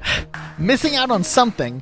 Nothing like good, but like you're missing out on at least a laugh or something, because it makes no sense to me. I'm gonna just like summarize the main early story first, and then we'll come back, because I don't even know like how to just like explain this at a surface level. So let's go through this really quickly. I'm just gonna preface this. It is written like actual fan fiction. Characters just show up, nothing matters or makes sense, and let's just start things off at the beginning. So somewhere in Texas, Ghost and his team realize Makarov is in some lab somewhere trying to recreate Nova 6, you know, the gas from Call of Duty Black Ops. Makarov then sends bad guys to attack Ghost and his team, and Ghost barely escapes. Makarov then launches Nova gas missiles and attacks multiple cities. So Ghost then goes and teams up with Tank Dempsey, you know, from World at War Zombies and Black Ops 1 Zombies, and they go on to one of the destroyed cities, where they then meet up with Reznov from World at War, like the sniper guy, and he shows up as like the hallucinations of Alex Mason in Black Ops. So apparently Reznov is over 100 years old at this point. Reznov recaps some of the lore about Nova gas and gives Ghost and Dempsey info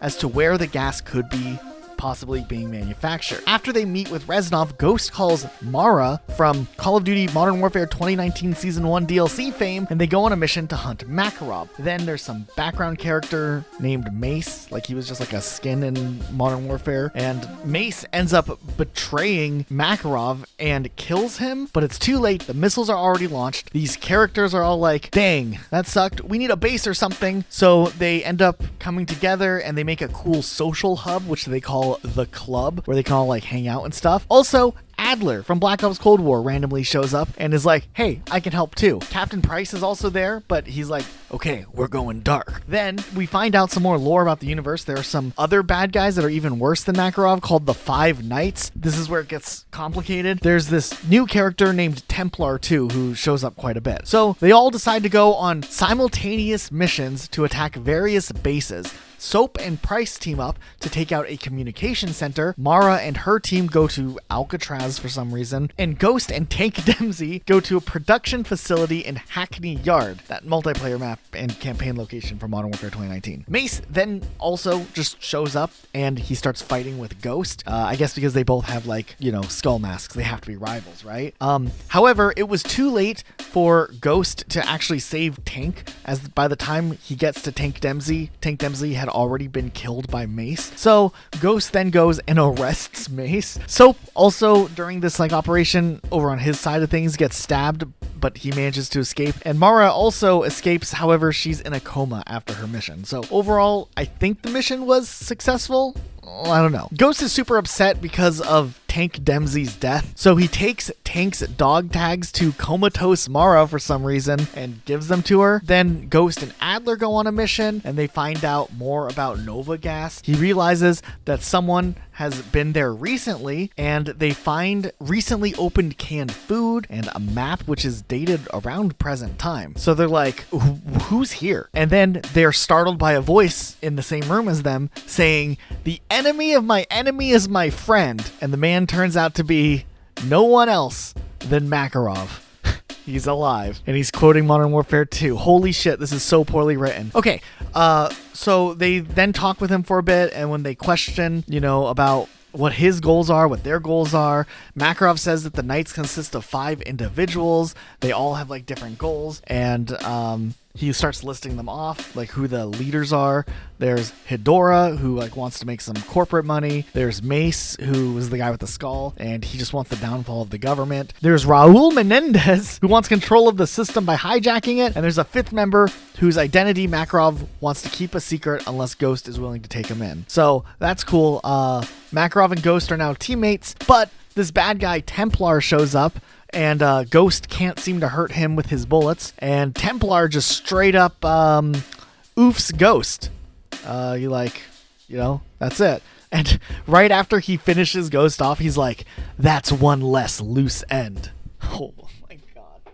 Okay, so then the story skips ahead a little bit. Tank Dempsey's cremation is going on. 3 friends show up. Of course, it's Nikolai, Takio, and Richtofen from zombie fame. Also, we find out that Atlas Corporation from Advanced Warfare is getting involved in all these issues too. But while they're trying to get all involved, Cortus Die from Black Ops 2 hacks Atlas's infrastructure, causing more chaos. Then, as we go back to Ghost's dead body, Makarov managed to survive Templar's attack, so he drags Ghost to a location where Merrick from Call of Duty Ghost shows up and retrieves Ghost's body. Then Mara wakes up from a coma. She goes on some new missions under Shepard's order with Alex Keller, and they go to get Charlie, another random Warzone character, and rescue her. They then go to interrogate Mace, and they make an offer to him that if they will help them hunt down Menendez, Shepard said that they'll let Mace go free. He's like, okay. They end up finding Menendez and they arrest him also. Soap and Alex go on a quick trip to Tokyo where they capture another one of the bad guy leaders, Hidora. We find out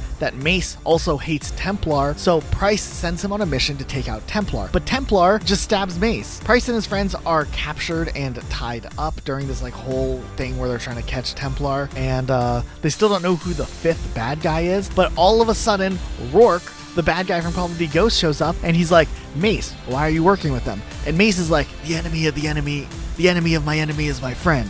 Meanwhile, Adler decides to go visit Merrick from Ghosts, and he also meets the dog Riley, who's there on the Ghost boat. Back with Price, Rourke says some stuff about money, which makes Price think Rourke is just a puppet. Mace breaks free and attacks, but gets knocked down. Rourke pulls a gun on Price, demanding to know where Adler is, and just then, Adler shows up with a squad, and to everyone's surprise, Ghost is also there, alive, and he says, you can't kill a ghost. Jesus Christ. A big fight then breaks out. No one really wins. The bad guys run off and the good guys kind of just leave. We also see some internal conflict between Rourke and another villain named Dame. Dame then cuts his throat, so Rourke's dead now. Then back at the cool hideout place, Roach is introduced as joining the team. We learn about a group worse than the Five Knights or whatever. They're called the Dark Covenant, and Templar and Dame might be a part of it or know something about it. There's some weird stuff going on. There's a new character named Dark Shepherd, and that's a character now. Somehow Hidora also gets away at one point. Price chases him and kills him, so that's like one less knight to worry about. Then in a big reveal, it turns out that Rourke was never the 5th knight. It was just a misdirect because it was Adler all along. Ghost is angry, but Adler is like, trust me, it's for the greater good. Some other stuff goes down. Ghost is hurt, but ends up shooting Adler, and Adler falls off a cliff. Price tells Ghost that the 5 Knights launched nukes, and Ghost watches the cloud as Adler mutters, I've won, Perseus. Shepard is angry at Ghost and blames him for not doing more to stop the nukes from going off, which killed 30,000 people. Apparently, Adler mentioned Hudson before dying, so Ghost brings it up to Shepard that Hudson from Black Ops could be involved, but Shepard doesn't believe it. Then Reznov shows up again. He's like, hey, I'm here to help with info, guys. Turns out Reznov knew Adler's old friend Stansfield, who might know more about the mysterious Dark Covenant. I'm having a hard time following things myself at this point, but let's just keep going here. Ghost and the Templar team now hunt the Witch Doctor, though the Witch Doctor's fate is left ambiguous. They go hunt another member of the Dark Covenant called Cryptus, who they chase around a bit. Then they go chase Dark Shepherd. And the big takeaway from this story is Templar and Ghost switch to a first name basis and work together, where Ghost now calls him by his first name, Eduardo, and he calls Ghost Simon.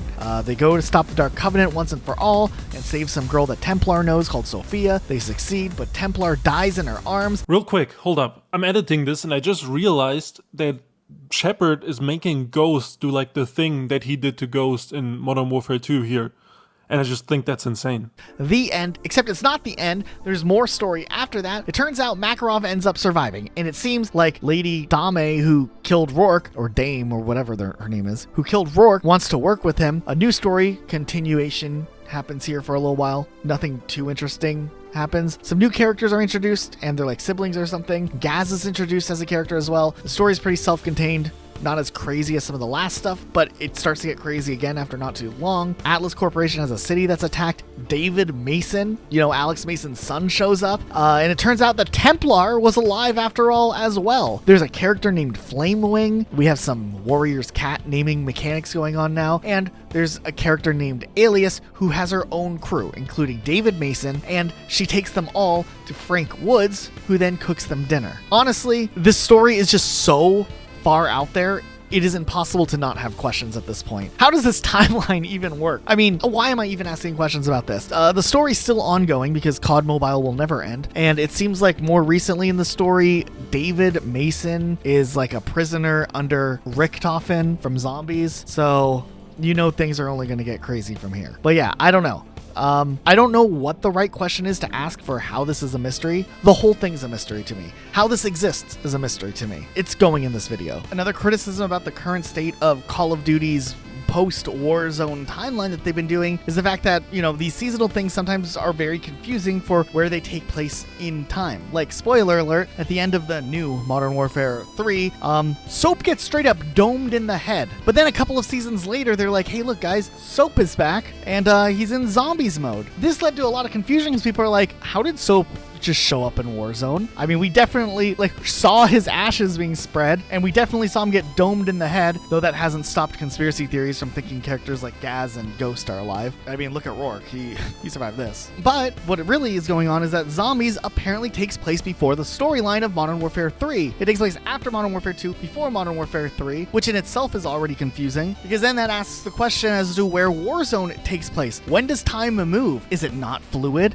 Do we just have some random stuff going on? Because now we're having events that are happening in new seasons that take place before the campaign that already was kind of bad. So many questions in this one segment. If we go all the way back to Call of Duty 3, there's actually a strange detail that I don't really ever see anyone talking about. Call of Duty 3 already doesn't have a whole lot of Easter eggs across the board, but there are still a few interesting things, despite the fact that Call of Duty 3 had a very short development. But if you play on Mission 11 of Call of Duty 3, there's this random door here that if you shoot, you can hear screaming and maybe some mutterings or talking in the background.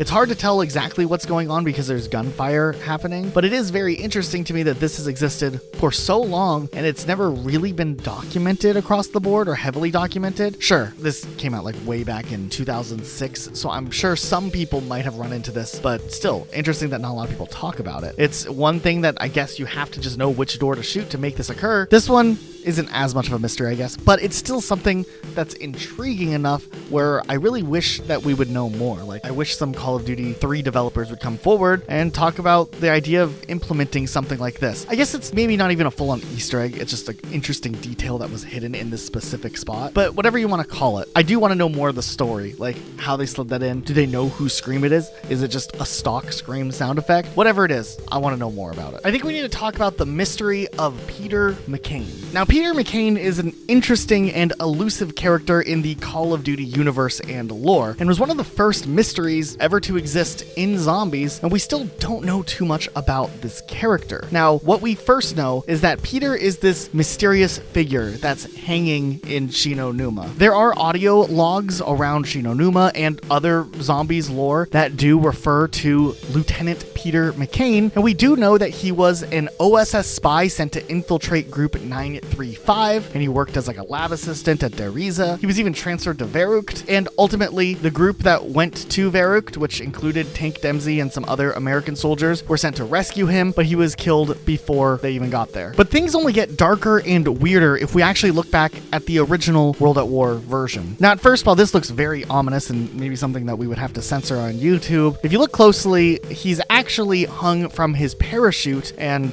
had died at some point. The fate of him is actually unknown. How he ended up in this situation randomly in Japan is also unknown, but there's something really, really ominous. One of the creepiest Easter eggs in all of Call of Duty history. I think it was actually maybe so creepy they chose not to have it featured in the remakes of Shinonuma either. But essentially, back in the World at War days, if you cooked grenades at the body hanging there and hit him enough times, and it takes a lot of grenades, so you have to do it across multiple rounds, and you have to hold off, and then every time your team gets grenades, you have to go back, cook the grenades, and keep doing this over and over and over again. Eventually, the body will fall. Okay, so what? The body fell. I mean, cool. No, it gets even creepier. If you go over the body, everyone will instantly be downed and the game will restart. But this time around, the zombies are way stronger than before. What's even weirder is if you actually inspect Peter's body here, we only have more questions. it turns out his left arm is missing, oddly enough. If you remember back to Verrucht, there is a left arm strapped to the chair where you normally hear the drill Easter egg and the sound of a man screaming. Could these be connected in some way or another? Weirdly enough, the Peter Easter egg doesn't really stop here either. If you've paid attention to the iPod Touch version of Zombies back in the day, which, I mean, it's usually not considered canon, but for whatever reason, the Shinonuma version does have a grave with Peter's name on it, suggesting an alternate outcome where Peter dies and is buried before, I don't know, the player character in the iPod Touch comes. You can dig him out for reward, but just it adds more layers to the mystery. Outside of this, we hadn't heard anything of Peter for quite some time until Call of Duty Black Ops 3 of all places, where on the map Gorod Krovi, there is a cutscene and we see someone parachuting or skydiving or falling from the sky, I don't know what you want to call this, fly by real briefly. This led fans to speculate, could this actually be a callback all the way to World at War's Peter? And, of course, if you look even closer, there's a name tag on this character, which is McCain, which is Peter's last name, which confirms this was in fact Peter in this cutscene. And that's all we've seen of him. We don't know much more about him. What's going on with Peter? Next, we talk about the Ghost of Vacant. All the way back in Call of Duty 4, it was the Wild West of Call of Duty. The game was massively popular, and the jump to Modern Warfare was received pretty well. And with a lot of people now getting Xbox Live and PlayStation Online or whatever it was called, it was a big deal. And it still was the early years of capture software and recording your footage, so little mysteries and rumors and urban legends could spawn and get a lot of traction. And that's exactly what happened when one user uploaded a supposed ghost sighting during one of their Call of Duty 4 Modern Warfare private matches. This video was uploaded in August of 2008, right during the prime summer season after Call of Duty 4's release in 2007, and the video was uploaded by a user known as Cappy Jr. And the footage, while filmed with maybe like a Dazzle capture card or something, starts off with a player with a sniper rifle running around on Vacant looking at a vending machine. I don't know why they're recording, but here we are. Nonetheless, he's looking around when down the hallway he sees something kind of suspicious. A weird figure walking awkwardly without a weapon in hand as they cross the hallway. It is to be assumed that the player who uploaded this, Cappy Jr., thought that he was in the lobby completely by himself, so to see this was a weird sighting for sure, as you can see by the subtitles that he added into the video. We'll play a little part of the video here so you can get a feel for what it's like.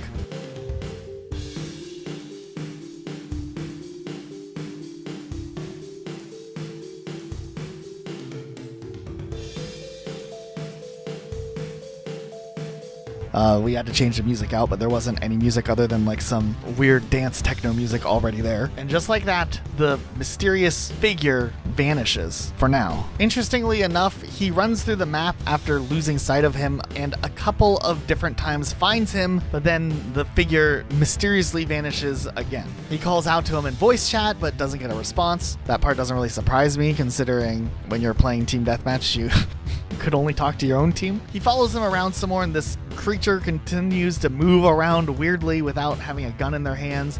He starts moonwalking at one point. I do find it really interesting that he can't shoot or kill the other player character. That part was surprising. Then finally, it seems like the creature leaves the map and disappears. The uploader looks at the lobby. There's no one in there and claims to have heard breathing noises, though we can't actually hear it in the video. And that was it. That was the entire mystery here in the Ghost of Vacant. What's really interesting about the whole Ghost of Vacant arc was the amount of people that went crazy trying to hunt this thing down, thinking that it was a real secret hidden in Call of Duty 4 Modern Warfare. Now, stuff like this has popped up in games over the years. There's people who believe that there was a Ghost of Lockout back in the Halo 2 days, and it's very possible that the name The Ghost of Vacant is a play on that old Halo 2 mystery, which was similar and related to lagging and disconnection issues. But nonetheless, the video got 584,000 views, so it definitely was a thing where a lot of people were intrigued by this. There were a lot of videos that people had uploaded following up on this, doing their own hunts and sightings and theories. It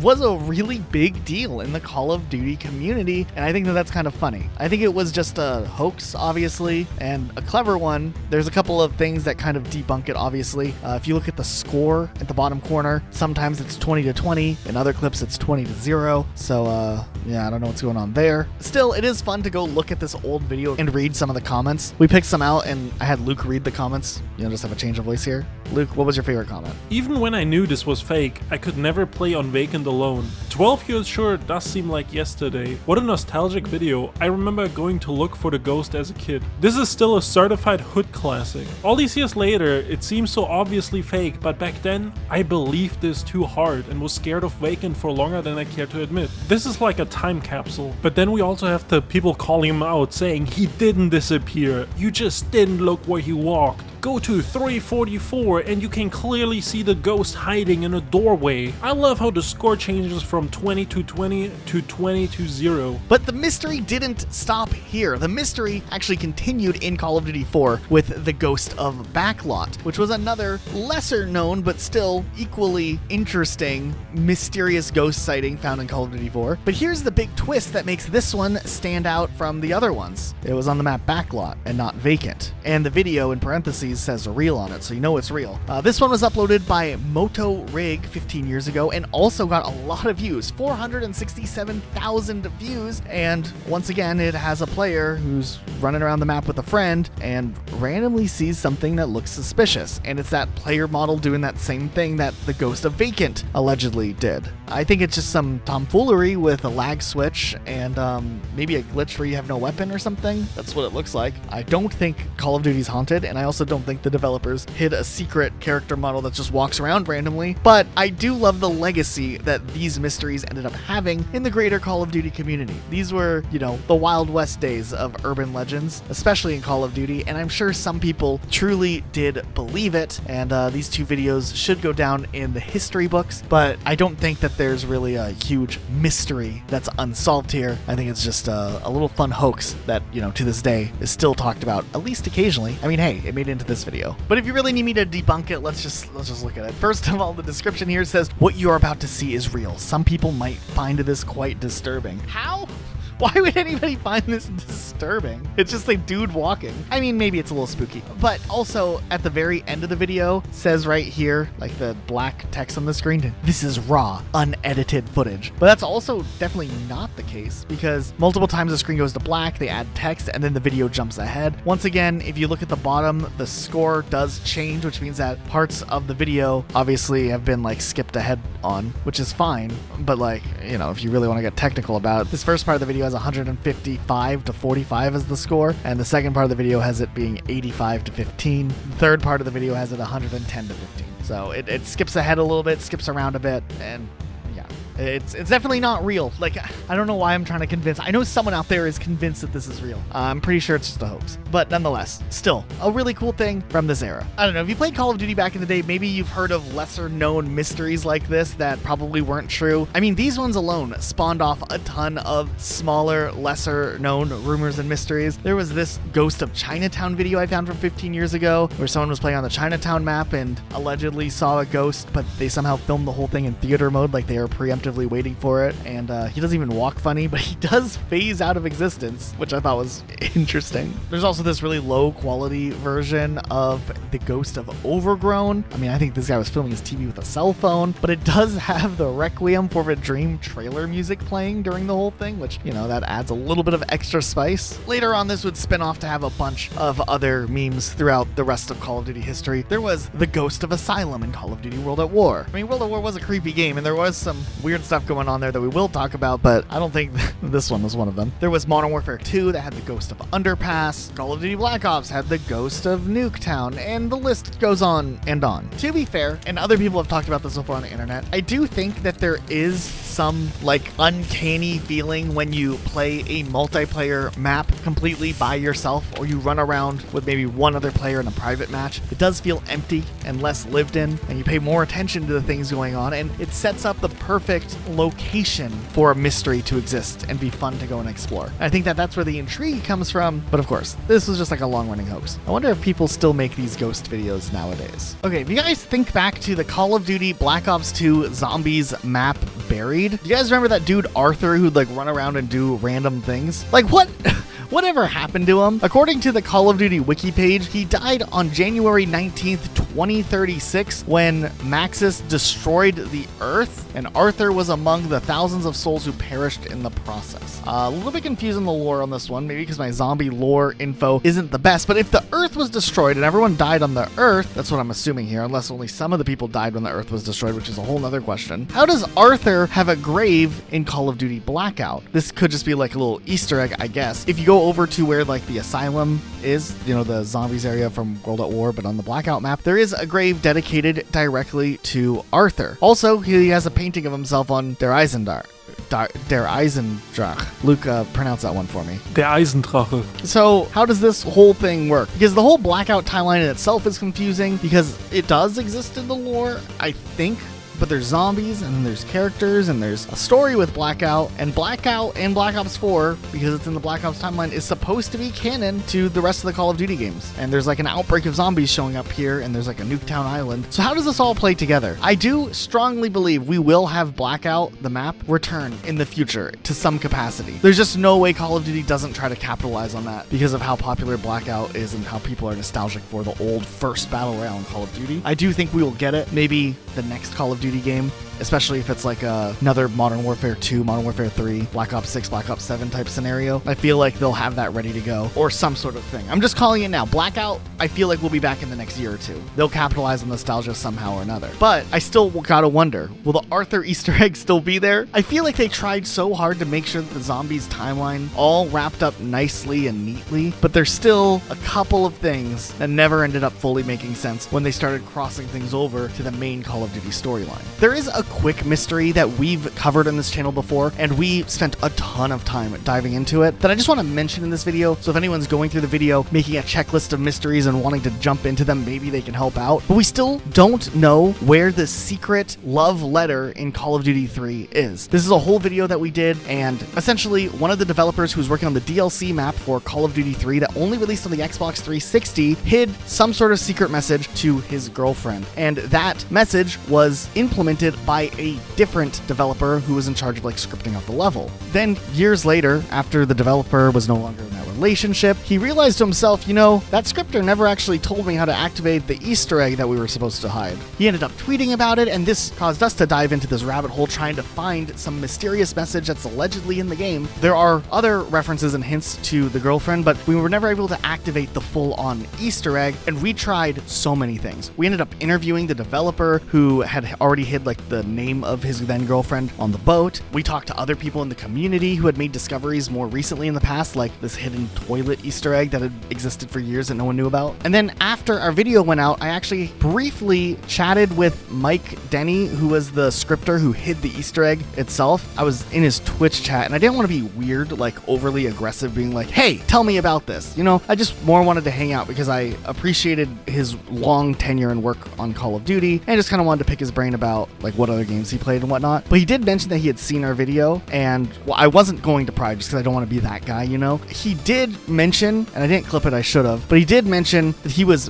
pretty confident that the code does exist in the game, that there is a secret message there, and he was personally in the process of looking into it for his own purposes. But he also said like he's not going to reveal the mysteries solved if he does find it, because he wants that mystery to exist until maybe one day someone does find it. And then he also hinted that it's probably a extremely specific type thing, like maybe a button combination or something, and then that was pretty much it. I don't want to become this like weird obsessive person over a mystery from a 2006 Call of Duty game, so I'm not going to pry too much more, but I did want to at least put that information out there for anybody who is in fact trying to solve this mystery. You know, it's probably there on Ironclad somewhere. If you haven't seen our whole video breakdown where we tested everything and looked into every detail and got the whole backstory and did the interview and all that, we do have a whole video dedicated to that on our channel. It's worth checking out because it also will show that we've tested a lot of things, so if you do want to look for this Easter egg yourself, you don't have to like repeat some of the tests we did. But yeah, to this day, still nobody has uncovered it yet. Okay, let's talk about zombie eye color. This is a contentious issue in the Call of Duty community. Surprisingly enough, there are so many videos of people arguing and dissecting and trying to come to conclusions as to what each color of zombie eyes mean in the zombie universe. Typically, the leading consensus, based on evidence that happens specifically in Nuketown Zombies and Black Ops 2, though, is that the eye color reflects who is in control of the zombies. And as of the earliest zombie encounters, Samantha Maxis, who is like the girl, I don't know, she like screams stuff as a narrator sometimes, and like had a teddy bear and a dog named Fluffy. These are like the most bare bone explanations. I'm not the person who's supposed to be doing this. Nonetheless, Samantha is the character who is in control of the zombies when the eyes are this yellowish color in the original World at War and early Black Ops days. Now, this is a good theory for the older games. However, in later games, when we're like following the premise crew or whatever, it's not too clear who actually is in control of the zombies, but the eyes are still yellow. So someone else could be controlling and also picks yellow as their favorite color, but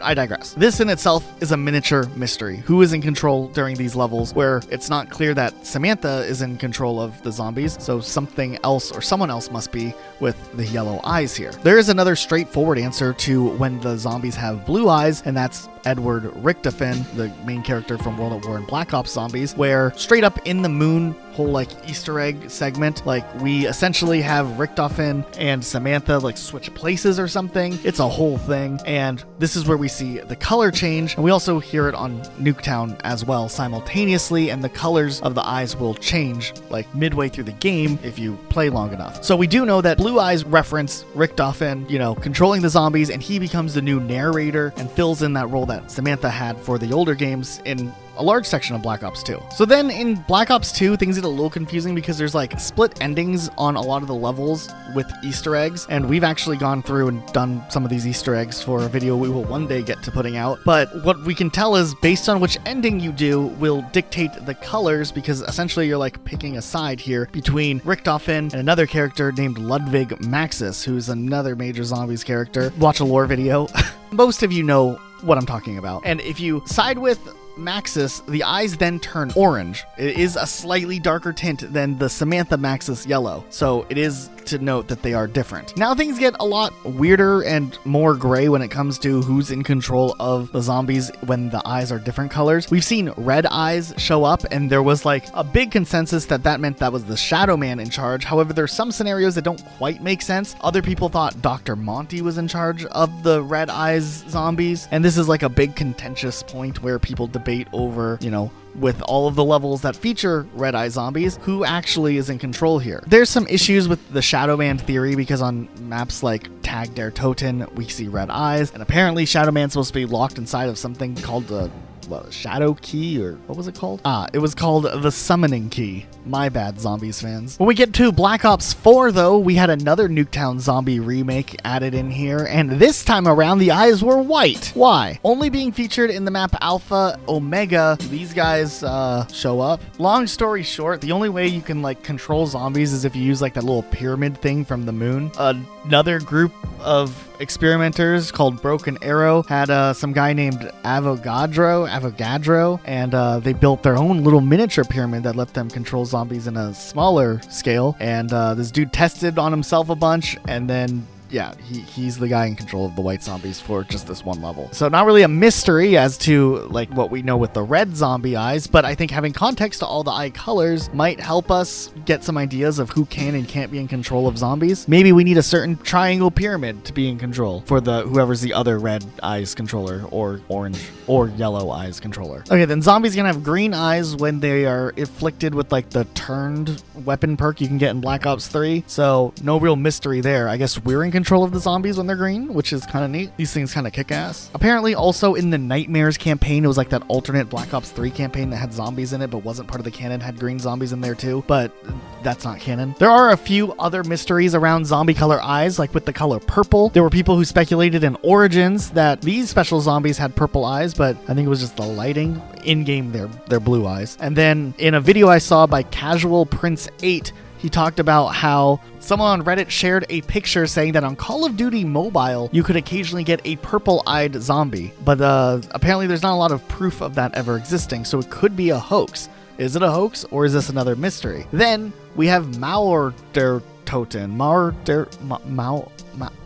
Luke, how do we pronounce that map name? Say it out loud. Mauer der Toten. Yeah, some of the zombies have pink eyes in this version, but who's in control of the zombies at this point? It's a different timeline, so I'm not gonna stress on it too much. But still, we do have mysteries still surrounding yellow eyes, red eyes, Verbalize? Is Black Ops 3's campaign all in your head, or like the protagonist's head? Well, that is a theory that some people believe, where the story of Black Ops 3 is just all in someone's mind and doesn't actually happen. Now, Black Ops 3 has a really abstract and confusing story in my opinion, but the main story is that there's this AI called Corvus that is evil and is influencing other people's brains, I guess? And this AI can spread itself like a virus. Now, throughout the story, more and more team members and people you fight along become controlled by Corvus and succumb to his influence. They start having hallucinations or begin questioning everything around them, and you're tasked to stop the influence of Corvus. Now, in the final moments, it's actually revealed that the Corvus virus has also taken on the protagonist's mind, and he's been slowly getting infected with it throughout the whole game. And then it's kind of like supposed to be this mix where the whole campaign was a blend of reality and some stuff that was hallucinations, but it kind of leaves it pretty open at the end after you fight Corvus in your own mind. And it is never fully made clear what exactly was real and what wasn't. The entirety of the game could have just been hallucinations, and there's some people who theorize that that is exactly what happened. Now, I feel like Black Ops 3 really tried to go for this like psychic mind stuff, and I mean, it wouldn't surprise me if they left it ambitious so people would wonder what was real and what wasn't. And while we're on the topic of a Call of Duty campaign not being real, there's also theories that Advanced Warfare is just a simulation. Now, this is based on the opening of the game where you are actually doing a combat simulation and then it's revealed it's just a simulation. So we know right off the bat that there's really realistic simulations that are possible in the Advanced Warfare universe. Now, from this, people theorized that all of the campaign is a simulation, which, I mean, there's not a lot to disprove it, I guess. And as a side product, this would mean that Kevin Spacey is Kevin Spacey. Like, if this is a simulation and Kevin Spacey is playing this character in this simulation, wouldn't that be the actor Kevin Spacey? Like, does that make sense? If this is a simulation, they hired actors for the simulation, and one of the actors they hired is Kevin Spacey. So this is the real Kevin Spacey. Well, not really the real Kevin Spacey, he's in the simulation, but the actor exists within the Advanced Warfare universe if this is a simulation, in fact. You know, to be honest, if this is the case, this would open up to bring back Kevin Spacey for Advanced Warfare 2, which is something we'll probably never see, but I guess one can dream. There's also some deeper mysteries we've been wondering about for a while. Do you ever think that in this game, the game favors, like the Call of Duty algorithm favors, like whoever recently bought a skin and they have more health than the people who don't buy skins? I don't know. I just sometimes wonder if, you know, like sometimes they try to favor those types of people. Makes it unfair, but instead you buy more skins so you think you play better even though you don't. You buy a $30 skin, you get to play better for a bit. It's actually a sound theory. What's it based on? Yeah. I don't know. I just always feel like when I buy a skin, I play slightly better for a minute. And then I get wrecked the rest of the time. Damn. Yeah. It's kind of sad. I don't know. What do you think? I don't know, dude. I think every time I buy a skin, I play worse. Oh my god. Jesus Christ. Hold on. I can't get this music to stop playing. It's just constantly playing. It doesn't stop. What music? Is there a thing to turn the music it on? in the Audio room with us right now? Yeah, it is. Oh, there's a music player tab. Oh my gosh, separate from the settings, there's a music player tab. Anyways, do you think they favor people with skins? I think they definitely do, and I feel like I've seen patterns that Activision has that kind of, you know... Wait, is that real? Similar like that. I don't know, there was something about like player retention at the store. It's really interesting. Imagine they like skill-based matchmake you based on who has the better skin. I mean, that's the future, dude. Hell yeah. Talking about conspiracy theories that are kind of out there, but this one I'm a little more inclined to believe. And that theory is that Call of Duty is straight up military propaganda. Now, the theory here is that the US government somehow makes games like Call of Duty in order to recruit people and desensitize them to war. And I immediately have to say that doesn't make much sense because it's not like Call of Duty is realistic in the depiction of war, and I feel like war is so much more gruesome than it is ever portrayed in any video game. Now, this also often is brought up with this theory, but there are studies that show that like aiming and good aim in video games can mean that you also have good aim in real life. So for some people, practicing aiming on a virtual battlefield can be equivalent to a real battlefield. But I mean, these studies are small from my understanding, and I don't know how much evidence there really is for this theory. But we do know there's real games produced by the Army called America's Army, and those games are definitely meant as a recruitment tool. And also the Army has actually sponsored esports event for Call of Duty, and there used to be a big $7 million marketing deal in 2021 that Activision got kicked out of because of all the awful allegations that were made against individuals at Activision. So the Army definitely has an interest in Call of Duty, and I don't know if it's straight up propaganda, but I do wonder how many people played Call of Duty back in the day and then enlisted in the Army. Like, there has to be a good chunk of people who played Modern Warfare 2 when they were like 16, 17, and then the Army recruiters came to their school and they were like, hell yeah, this is just like Modern Warfare 2, sign me up. So while I don't think there's a crater conspiracy theory where the government actually is behind the making of Call of Duty, I do think Call of Duty can serve as a propaganda piece for the Army. What happened with the cancelled Blackout 2.0 map in Cold War? Why was it scrapped? Now in 2023, people found a build dated June 2020, and it included a Blackout 2 map. Now this map is Black Ops themed, much like the original Blackout would be, and there is actually a lot of locations from previous Black Ops games that would have come back as points of interest on this map. You have stuff like the whole map of Summit basically returning, and you can walk through it, and it even has like the gondolas and stuff going. It's pretty sick actually. Or there's even Zoo, which actually ended up coming back as a multiplayer level in Cold War, I believe, which is pretty interesting. Because that wasn't the only time they recycled content from this cut Blackout 2 map, because some of this is also the Fire Team maps, which was like that little BR mode or whatever you want to call it in Cold War, where you drop in and then you have to set off nukes and you get like points based on how many nukes you set off or something like that. I don't know, it's with respawns and you redeploy with a parachute. It sounds like a pretty weird game mode, but the more I talk about it, the more I remember that I actually kind of enjoyed it and I kind of had fun playing it, so I think they should bring it back actually.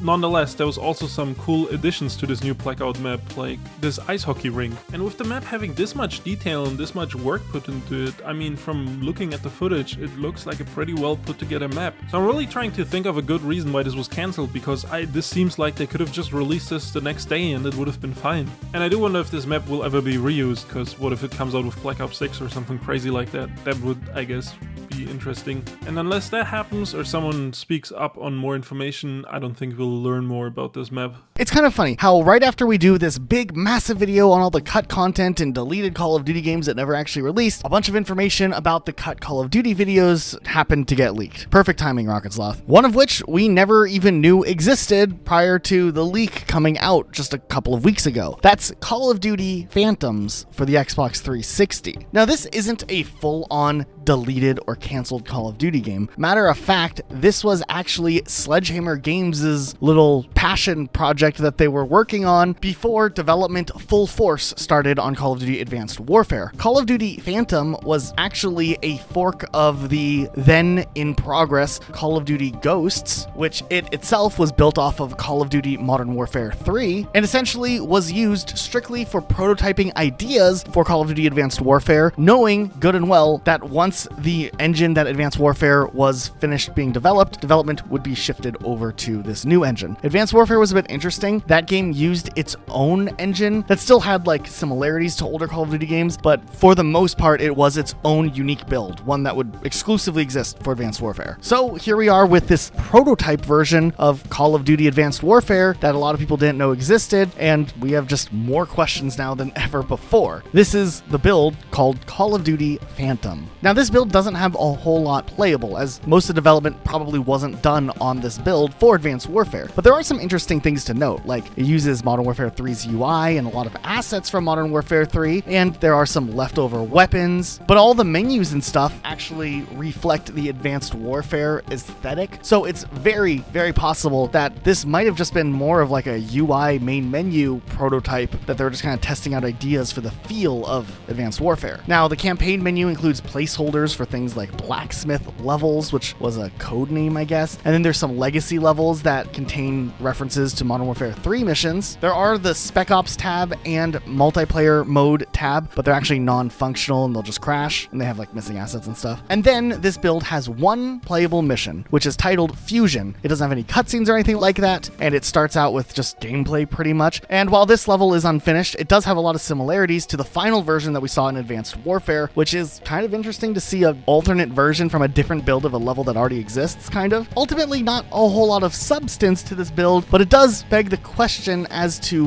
why they opted for going this route to begin with, and focuses in more on why did they do a separate engine just for Advanced Warfare? Were they that sure that Advanced Warfare 2 would come out and they would need to continue building off of the same engine into the future? I mean, future Call of Duty games made by Sledgehammer Games wouldn't always utilize a brand new, unique engine. As we know, more recently, Modern Warfare 3, which was led by Sledgehammer Games, was done completely in pretty much the same engine that Call of Duty Modern Warfare 2 was built in, and that was probably a fork of Call of Duty 2019. It was also forked off for Vanguard, so it is interesting. Now there's really just like two main Call of Duty engines that we see being used, which is like the Treyarch one and then the Infinity Ward one. But yeah, I don't know, maybe they were trying to do like a third engine, which might seem redundant with now how often all of these studios are collaborating on projects. If you played Black Ops 2's campaign, you might remember the mission where you play as Farid alongside Menendez. And this Farid guy you're playing is an undercover spy that is infiltrating Menendez and his organization. Now during the mission you capture the character Harper, and Menendez tells you to shoot him. Now you have to make a decision here.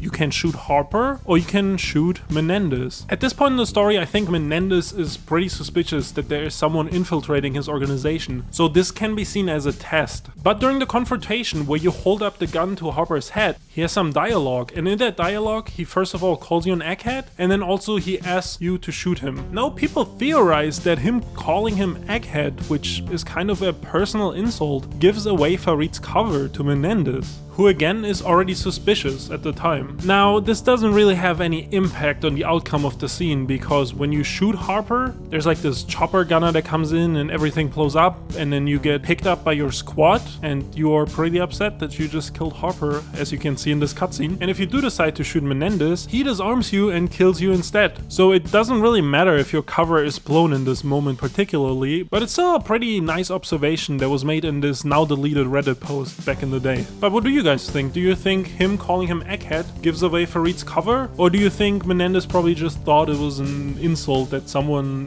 who's about to die would make? And then there's also this game show map in Black Ops Cold War that you can play in gunfight. And I have quite a few questions about this map, because first of all, the game show is called What Are the Numbers or something like that. And it's like this whole game show based all around the Mason number reference, I guess. There's even a spinning car you can win. So I'm really confused on what that is about. Then also if you go to certain walls, there's like all these numbers and you're like, what do they mean? And I mean, hey, that makes sense, I guess, for the theme of the map. But also if you go to one of the dressing rooms and you shoot the mirrors, there's a room that is revealed behind here, and it's like an interrogation room, and it has the red door. And if you remember back to the campaign, the red door is actually a pretty important piece in it. And then there's more notes with numbers on them behind the other mirrors as well. So does this mean this map is in someone's head? I mean, this could be a hallucination in Mason's head, and I think that's what the interrogation room with the red door implies, which also made us look at that one map that is in Adler's head, and Elijah had a theory about the statue. So like, what's the deal with the Black Ops group of friends? Are you okay? What's the deal with the Black Ops group of friends though? Like, all of them in the CIA? Like, we have Hudson going in Mason's brain, Mason goes into Adler's brain, and Adler is going into Bell's brain. Like, do they just go inside of each other's brains whenever they feel like it? It's just a weird thing, you know what I mean? Like, they're just a weird group of friends. Another mystery comes up when you think about the casting for both Captain Price and Woods in recent years. The two original voice actors were replaced, and we don't really know why. It is a mystery that has led people to speculate a lot of different things. For example, there's some crazy people who believe that they recasted these voice actors so they could do these weird live streams with them to market Call of Duty, which I don't know if I believe they would just solely recast someone for that. And then there's other people who said they recasted them so they could do the mocap acting, which I can see that as a more valid reason to recast someone if you want to do the mocapping at the same time to make it easier in production. But we don't know for sure, and we'll probably never find out. And I mean, there's people who are less upset about the Captain Price recasting and more upset about the Woods recasting, because the original voice actor for Woods actually spoke out before on how he feels about the recasting and how they didn't really give him a shot. So listen to this. Bro, I'm sure the story's gonna be fucking brilliant. Just that if I could have brought all that I know, like I got 80,000 pounds of weight to bring to this thing, and not a knock on whoever they got in there, but he doesn't have the background I have with Woods. I got 11 years with this guy, man, and I have all this backstory and all this front-loaded stuff, and I know this, man. So that's my frustration. I would have fucking... Not that this guy's not going to do a good job. I'm sure he was a professional actor. I'm sure he'll do fine. But, I would have fucking crushed this thing.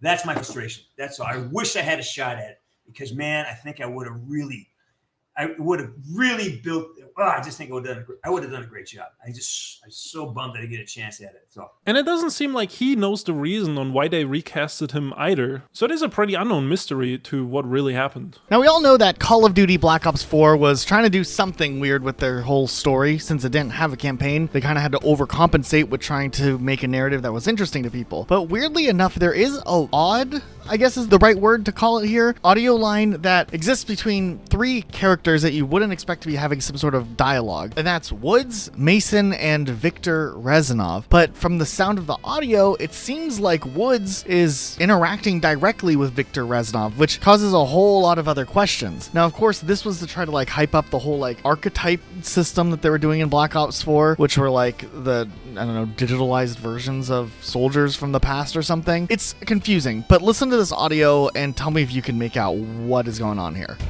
Yeah, I brought him back, using your fucking numbers. My numbers. No longer. Alright, he's in here. You ready? Duh. Mason! Yeah, it's better be goddamn good, because you woke me up. Mason! You look like hammered shit. It's all in your mind, Woods. Where's no... Oh. Fuck! No! Mason! Mason, stop! Stop!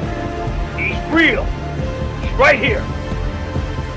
He made it out of Vorkuta. I want you to look at him. Mason, look at him!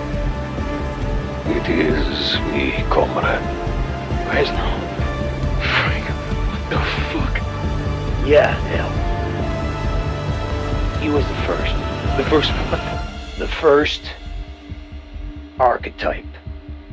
One thing that's really interesting is that right after we did our big 3-hour video on cut Call of Duty content, we actually found that there was a new leak made of a Call of Duty build for a canceled game known as Future Warfare that was developed by Neversoft. And what's interesting is that this build actually was really far along. Not only was this Call of Duty game in development for about a year, but in total, after some modifications were made to this, state of development build, there is about an hour and 10 minutes or so of playable gameplay, which for a Call of Duty campaign, that's pretty impressive. Not only is the content really cool to finally get a look at all of this time later, but it does beg the question, what happened here? Why was the decision made to scrap this game, and what could have been of the rest of this game? And that is a mystery in itself. The narrative is still pretty loose. We don't know too much as to what's going on in the story with what is playable, because a lot of gaps hadn't been filled in yet, but there were a lot of things going on and a lot of characters starting to be introduced, characters that names would maybe be reused in games like Call of Duty Ghosts later on, and overall it's just an interesting situation. We'll briefly go through all the levels here, but we don't want to waste too much of your time. Interestingly enough, the first level actually takes place at the American-Mexican border, and despite the fact that this game is called Future Warfare, it seems heavily rooted in modern combat. Is it suggested here that maybe there was plans to shift around in timepieces, kind of like how Black Ops 2 did, and part of the game would have taken place closer to modern day? It's difficult to tell. Now, Future Warfare does use Modern Warfare 2 as a fork, and the Modern Warfare 2 to Modern Warfare 3 build was originally what Neversoft was given to work on and kind of reverse engineer a new campaign out of that. So there are a lot of placeholders and HUD and whatnot that looks like Modern Warfare 2, but this was its own game, believe it or not. The next level is called Visiting Hours, and it takes place in a hospital, and we play as some character named John Walker, and you have to essentially make your way through this hospital area with some other soldier named Baker, and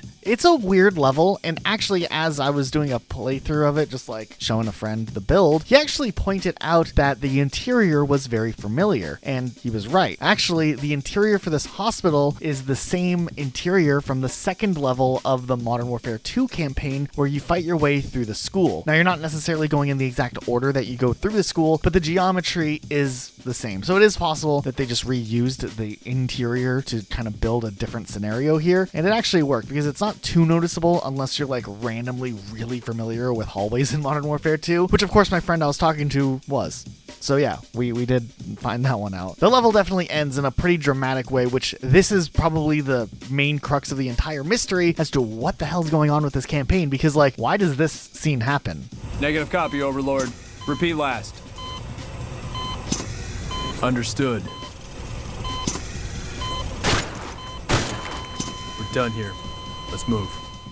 After that level, there's this other modern level where you're going through like the city streets here. We're apparently in Jakarta, Indonesia, so it does look like things are moving all over the place. Note that the time at the beginning of the level doesn't give us too much info as to when this takes place. Also, where we're waking up, we don't really know why we're in this situation. The last level didn't end like that, so something must have happened. After making our way through the streets, we were then transported to a futuristic mission where I don't know what's going on. We're on some train tracks, there's like other trains moving, and you're like fighting back and forth. This level kept crashing on me, and there were some like patches that some modders made to let the level fully run, but I wasn't able to get them running myself. So fortunately, Forward Leaks uploaded footage of this canceled gameplay. We get a little bit of a better look at what one of the future levels would have looked like here. After the train section, there is some interesting dialogue over by this elevator, and they're talking about why the nukes hadn't been handed over to the snakes. Why hasn't he handed that nuke over to the snakes? What are you waiting for? What is this story? I'm so curious. Walker, we finally caught up with you. Traitor! I'm the f***ing snake. You wasted grip. You betrayed your brothers, your country, everything! I think we're on the moon or something. There's some space things happening and some cool polish cutscene type things, or first-person moments. Then there's this really cool level that takes place in maybe futuristic LA, and there's a parachuting sequence, and there's like a lot of fighting happening on the streets, and it's a really, really cool set piece, though the level might not be as polished as some of the other levels. There's some pretty cool futuristic looking vehicles and whatnot, and I don't know, I like this one. The next level, we're back in space in a pretty chaotic incident where kind of, I think it's hitting the fan a bit, and we just like see a lot of things. We almost die a few times. We get to use some other futuristic guns on the moon, and it's pretty cool. I think there was supposed to be, like, towards the end of this level, maybe a bit of a dramatic moment where some sort of main character dies, but we don't really know the characters too well, so we don't know like the weight of that. Then we're back on the ground in a vehicle of some sort, just kind of going for a little car ride, because why not? The characters definitely don't work in the vehicle the way that they're supposed to yet. There are some weird moments where the character's like glitching out, but it is interesting to look at. Then there's this other level that was pretty rough around the edges. It's like a skyscraper walk or whatever, and they like are on the outside of the building, and its animations definitely aren't intact yet, so there's a lot of like nuanced weird moments, like climbing through the windows or trying to keep their balance, but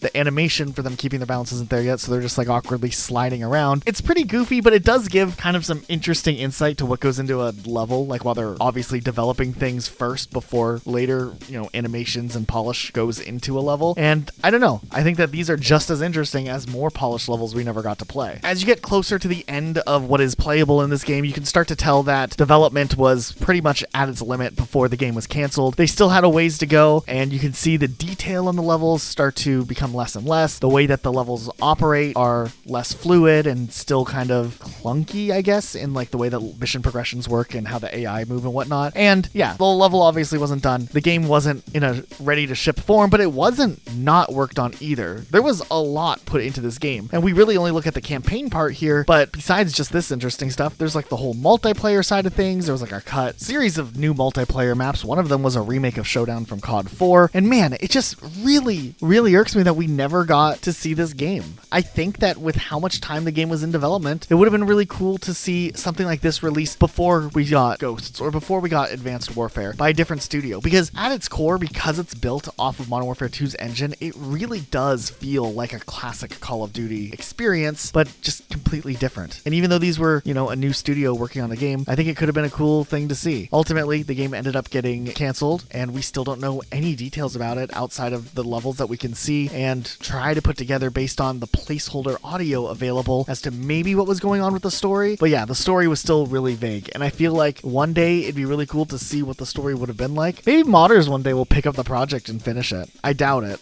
but wouldn't that be so cool? Probably not, though. Nonetheless, RIP NX Future Warfare.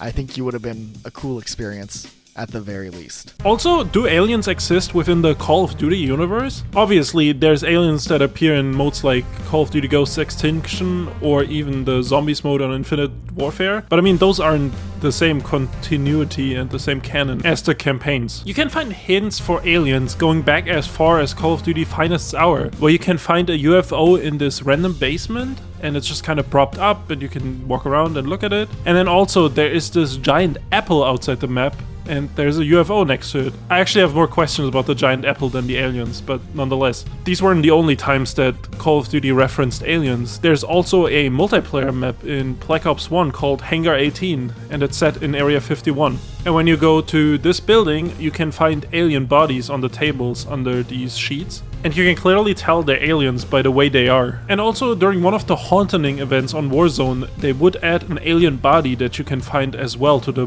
BR map. And it's weird that aliens keep popping up. I mean, you could say these are just Easter eggs, but it just kind of seems weird when it keeps happening over and over again, and makes you wonder if aliens do exist in this universe. Now, a classic conspiracy theory when it surrounded Call of Duty Ghosts was that they made the game underwhelming on purpose. Now, to kind of understand where this conspiracy theory is coming from, you have to understand how there's another conspiracy theory about when Coca-Cola discontinued Coke and produced New Coke. Now, New Coke wasn't that different from the original Coke, and it was seen as a marketing step to get people interested in the brand again. But what ended up happening is people got angry and hated New Coke, so eventually they just went back to normal old Coke. And there's people who believe that this whole thing was just a marketing ploy to make people angry, and then they would care about the product again. Now, people have applied the same theory to Call of Duty Ghosts, as where Ghost was kind of bad and underwhelming and it made people angry at the time. But then when something better or new comes out, people have a different appreciation for the new product that they might not have had if they stuck with the fatigue instead of the anger. This theory is super far-fetched because, I mean, it would take so much planning. Also, I mean, we can't forget Activision is a business and they want to make money for the shareholders, and it would just be a really weird move to purposefully make a game bad. Now, a game can be bad because a game is bad, but I don't think games are purposefully made bad because they want to make money. They're trying their best to make money, and that itself might sometimes hinder game development, the focus on profits. But I understand that a lot of people hated Ghosts and Ghosts was kind of bad. So it does make sense that people came up with these crazy theories to explain away how a franchise goes from great games like World at War, Modern Warfare 2, Black Ops, straight into Ghosts, and people are just like, what is this? So I don't blame them for coming up with this theory. I just never bought into it personally. So there's also this common theory going around in the Call of Duty community that skill-based matchmaking is ruining the game. But I actually disagree. If you want to be the best, you gotta play the best. So if you complain about being put into lobbies with player your equal skill, that's like an NBA player complaining that he can't play high schoolers anymore. I never heard LeBron James complain about skill-based matchmaking. Call of Duty is not a game you're supposed to have fun with. Call of Duty is a sport where you compete against other athletes. Nonetheless, while we know a little more about skill-based matchmaking nowadays, and it's mostly just used to keep player retention, there's a ton of players who always say that there is no skill-based matchmaking in the old games. And for a long time, that was a mystery, and people couldn't really prove if skill-based matchmaking was in the old games or not. But obviously, people felt like skill-based matchmaking was at least more loose back in the day. But we do know from developers that skill-based matchmaking was also in the old games. It was just implemented in a different form maybe. And we do know nowadays that they actually ran studies where they turned off skill-based matchmaking and it made player retention worse. Like, there is a majority of players that are just bad at the game and they'll just quit if they keep getting shit on. If you feel like Call of Duty is harder nowadays or the lobbies are harder in general, it might just be that you're washed. And while I do not subscribe to the theory that skill-based matchmaking is necessarily ruining Call of Duty or it's actually any different than it was back in the day. I do find this report that Activision published a little suspicious. They might have, juked a couple stats, and that's my theory. Also, while we're on the topic of how matches are sorted and how teams are put together, there is some people in countries that don't have as big of an online population that theorize that they're being matched against US and European players to kind of feed them easy targets, since they mostly are just on high ping playing the game. Now, I found this Reddit post from 8 years ago, and I think the guy was complaining about Infinite Warfare and how he always had a 150 ping, and then he would encounter like US players and they would just easily kill him because he would just be lagging around anyways and he didn't have time to react to them. Now, in this guy's mind, this was a ploy by Activision, but I don't know if this is pretty real, because like, think about the logistics I have to put in to match this random Saudi Arabian guy with like these players in, I don't know, Nebraska. Maybe the guy was just kind of bad at Call of Duty and, looked for a little excuse. Also, I've seen a couple people talk about this before, but they have been introducing a lot of people with ghost-like masks as operators into Warzone and the multiplayer aspect of Call of Duty. And there's people who speculate that all these operators eventually will appear in like a Ghosts reboot game, which that would be pretty weird, but maybe if they market it as something like Modern Warfare Ghosts or something, they could maybe get away with rebooting Ghosts as well and kind of reuse that IP, because Ghost, after all, is one of the fan favorite characters of all time. So I guess maybe they're planting the seeds here with all these masked operators. And I mean, with the crazy stuff we've learned about earlier in the comics, I guess anything is possible, right? And I mean, we have been hearing rumors about a Ghost sequel for a long time. So if those are true, that would mean there is still interest at Activision to make a Ghosts game. So maybe they're gonna take this opportunity and reboot Ghosts as a whole as well, and see how that flies. I do kind of like this theory because I think Ghosts had some cool ideas and the game itself wasn't as good. It was an okay game. It was just kind of like meh, and the multiplayer maps didn't play that well and stuff like that. But I do think I want a sequel, or at least I want that IP to be used again, because I did kind of enjoy the universe that it was set in. So I think if they tie it to the rebooted timeline, that would be pretty sick actually. But I mean, that would probably cause other issues with retcons and characters and stuff that we're probably gonna have to go into in a future 3-hour mystery video. But until then, we can only hope that Call of Duty Ghosts comes back in some form, because then I can finally get out that golden framed Ghosts cover that I have in storage somewhere. Now, we've talked a little bit about some of the timelines that exist and the timeline theories involving Call of Duty already, but there's one timeline theory that is out there that transcends the normalness factor of some of the timelines we've looked at so far. And this one's like really, really wild. So Luke and I decided to have a sit down call just to try to go over this timeline and make sense of it all, because it's pretty out there, but it connects most of the Call of Duty games together into one single narrative, I guess. And that's something unique, but the way that they do it is a little bit, unsettling. So Luke, are you there? I'm here. I'm just gonna start things off with the first part of this timeline and the last part of this timeline, just so we know where we're starting with and where we're going before we like dive into the whole thing here, right? A little taste. Okay, so the first entry of this timeline says Adolf Hitler begins his quest to obtain godhood, and Captain Price A, which will be Alpha is how we'll refer to it, begins his quest to stop him. Wild. And then the timeline ends after everything with this entry. Omega Captain Price looks over his new universe, content with his victory over the tyrant of the previous timelines. That's wild. How do we get there? So just so you guys know what we're working with, there is this timeline theory, which it's probably a shit post, but it does make you think outside of the box, and I respect it for that, even if it is just like way out of the box. Yeah, I was gonna say, this is a tiny box and you're far away from it. So this post comes from Hawkborn on Reddit from a couple of years ago. It was make an attempt to connect the newer Call of Duty trilogy with the remakes of the Modern Warfare, or reboots of the Modern Warfare series, into everything together.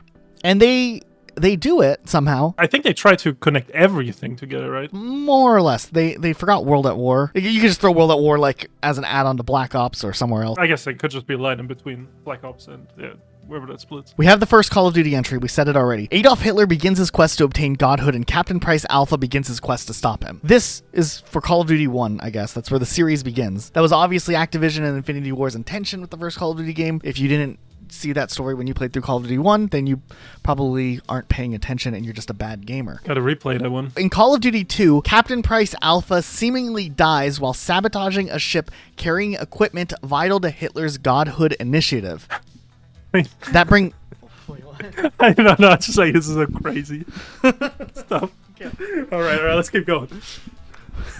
Call of Duty 3, Adolf Hitler achieves godhood but discovers that Captain Price Alpha was also given godlike powers from the divinity machine aboard the sabotaged ship. After decades of battling in the spirit realm, Adolf Hitler cannot overcome Captain Price's immense power and so births a new universe in which he and Price are reborn as mortals. Doing this took so much power that Hitler had to be reborn as a new person known as Vladimir Makarov, but Captain Price Alpha has his godly power stripped of him, and this event carried so much energy that it created an entire multiverse, thus splitting the Call of Duty timeline into 3 directions after the events of Call of Duty 3. So if we interpret this means Hitler and Price had this fight, and then they created a Big Bang event that gave us 3 timelines, right? That's where we're at? Yes, sometime after the events of Call of Duty 3, Captain Price and Hitler were fighting it out in the spirit realm, and using something called a divinity machine, which might be something from the Call of Duty canon. It's used to make them mortal. So they're no longer invincible. They're able to kill each other. All right. I mean, yeah, I guess that makes sense when you put it like that. Now, there is a little element that we have to just address also. You have to remember, this isn't fully out of nowhere because there's already been theories that have existed for a while that Captain Price is a time traveler. Now, that theory in itself is just like a little meme, just because in the older Call of Duty games, there was a Captain Price who resembled the Captain Price from Call of Duty 4. There's been theories that this is like Captain Price's grandfather, and there's also theories somehow that this is just Captain Price, the same Captain Price. So I think this timeline kind of has fun with that and splits the universe into 3 directions after the original World War II trilogy. Right, so which timeline, split do we go down first here? Let's start with the Black Universe, which we're going to just assume World at War is attached to Black Ops 1 and just see if that works. So the Black Universe takes us into the World at War Black Ops timeline, which has the Soviets discovering a source of Hitler's shattered, fragmented power, and they run experiments attempting to harness the power into a usable form. Alex Mason is the only one of these experiments proved successful on, causing him to see hallucinations of a reborn Adolf Hitler. Does this suggest that Reznov is Adolf Hitler?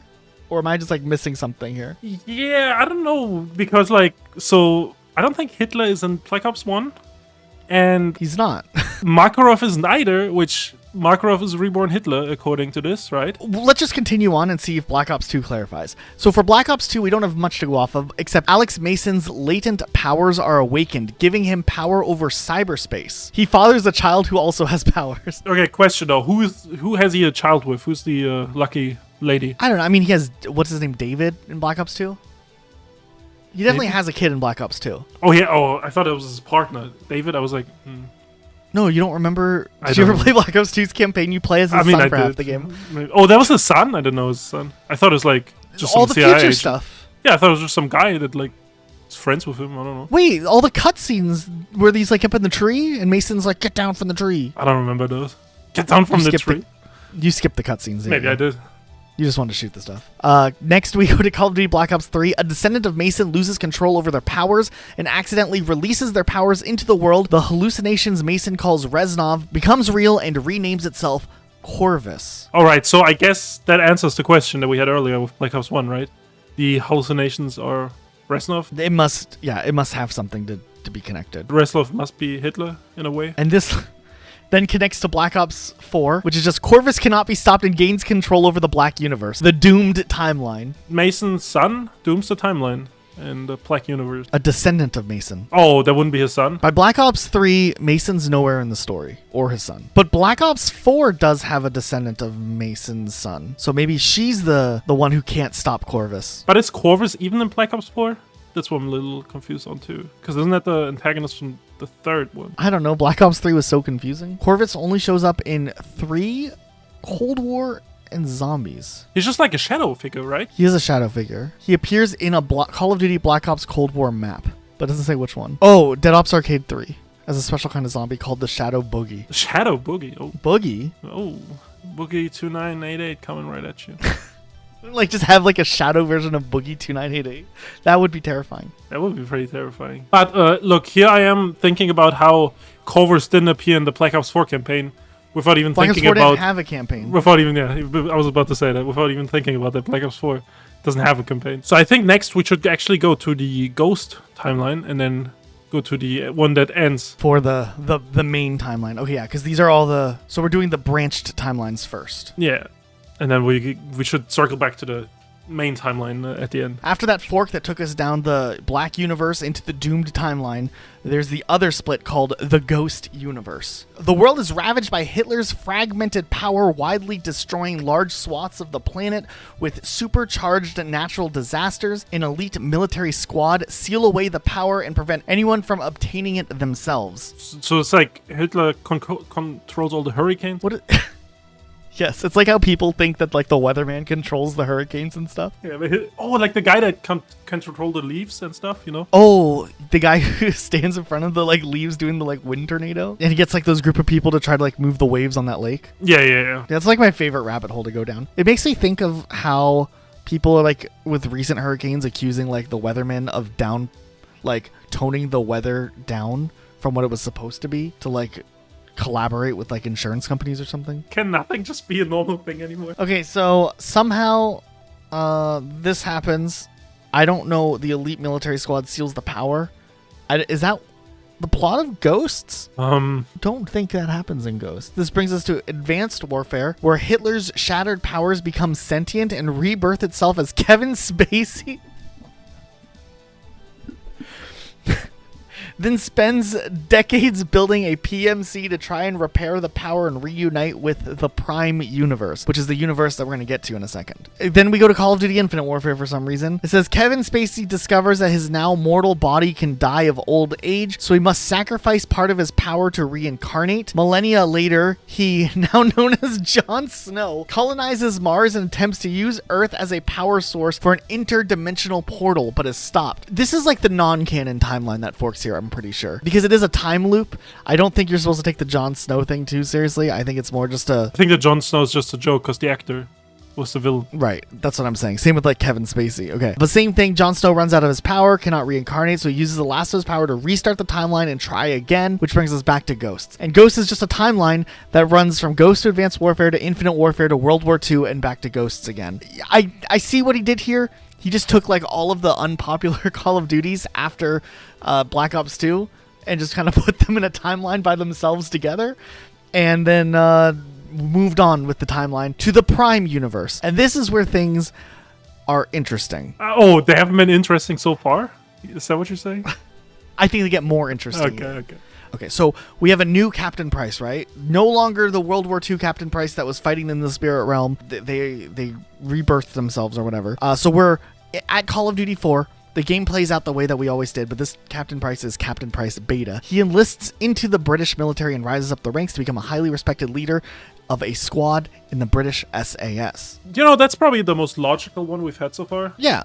Okay. And then sometime during Call of Duty Modern Warfare 2, Captain Price Beta learns of his past life and regains all of his memories. He sets out to destroy Makarov before he dooms his universe to the same fate as the last universe. The Gulag makes you remember things. It does, but if Captain Price Beta remembers everything Captain Price Alpha does, what's really the difference between them? Right.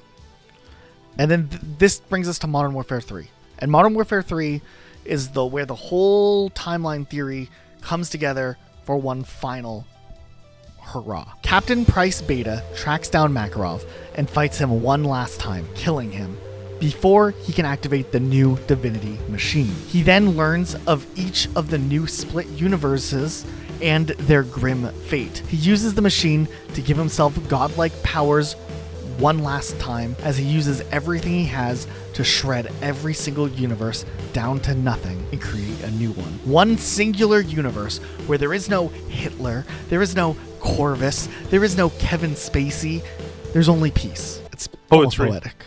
I was like, it's almost poetic.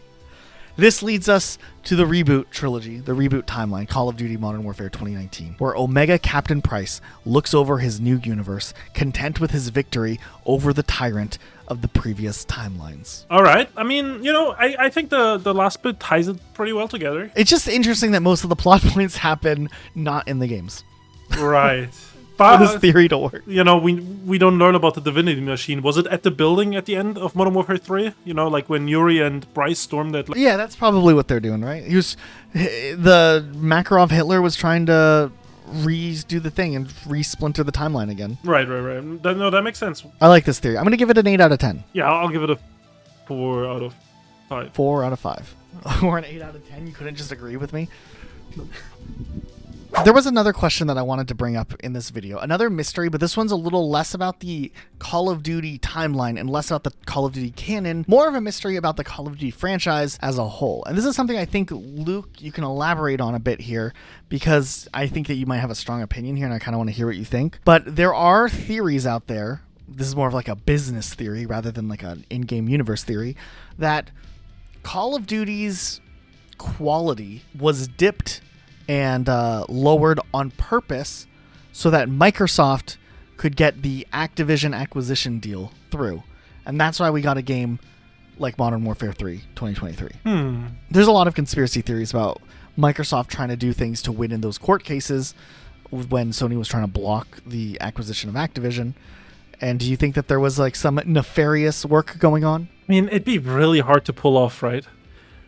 And I mean, I do think Modern Warfare 3 is the byproduct of the merger. Really? Yeah, I mean, I don't know. I don't know. Maybe there was uncertainty about how they're going to handle Call of Duty in the future. And then they finalized plans so late that, I mean, it could have been with the decision in mind that this game isn't going to be as grandiose, and that might help with the merger, which that could have factored in. I can see that. I wonder more if Activision doing what they did with Modern Warfare 3 was a move to try to get Microsoft to agree to purchase Activision in the first place. Because I wonder if the original plans were to have Modern Warfare 3, with all the maps from Modern Warfare 2, release as the DLC, which was rumored for a long time, right? There was going to be some DLC expansion for Modern Warfare 2. And I wonder if they wanted to value themselves as a company as high as possible, which would make sense if they're willing to accept a deal of being purchased, right? They want to be worth the most money so like shareholders and stuff can make the most profit. And having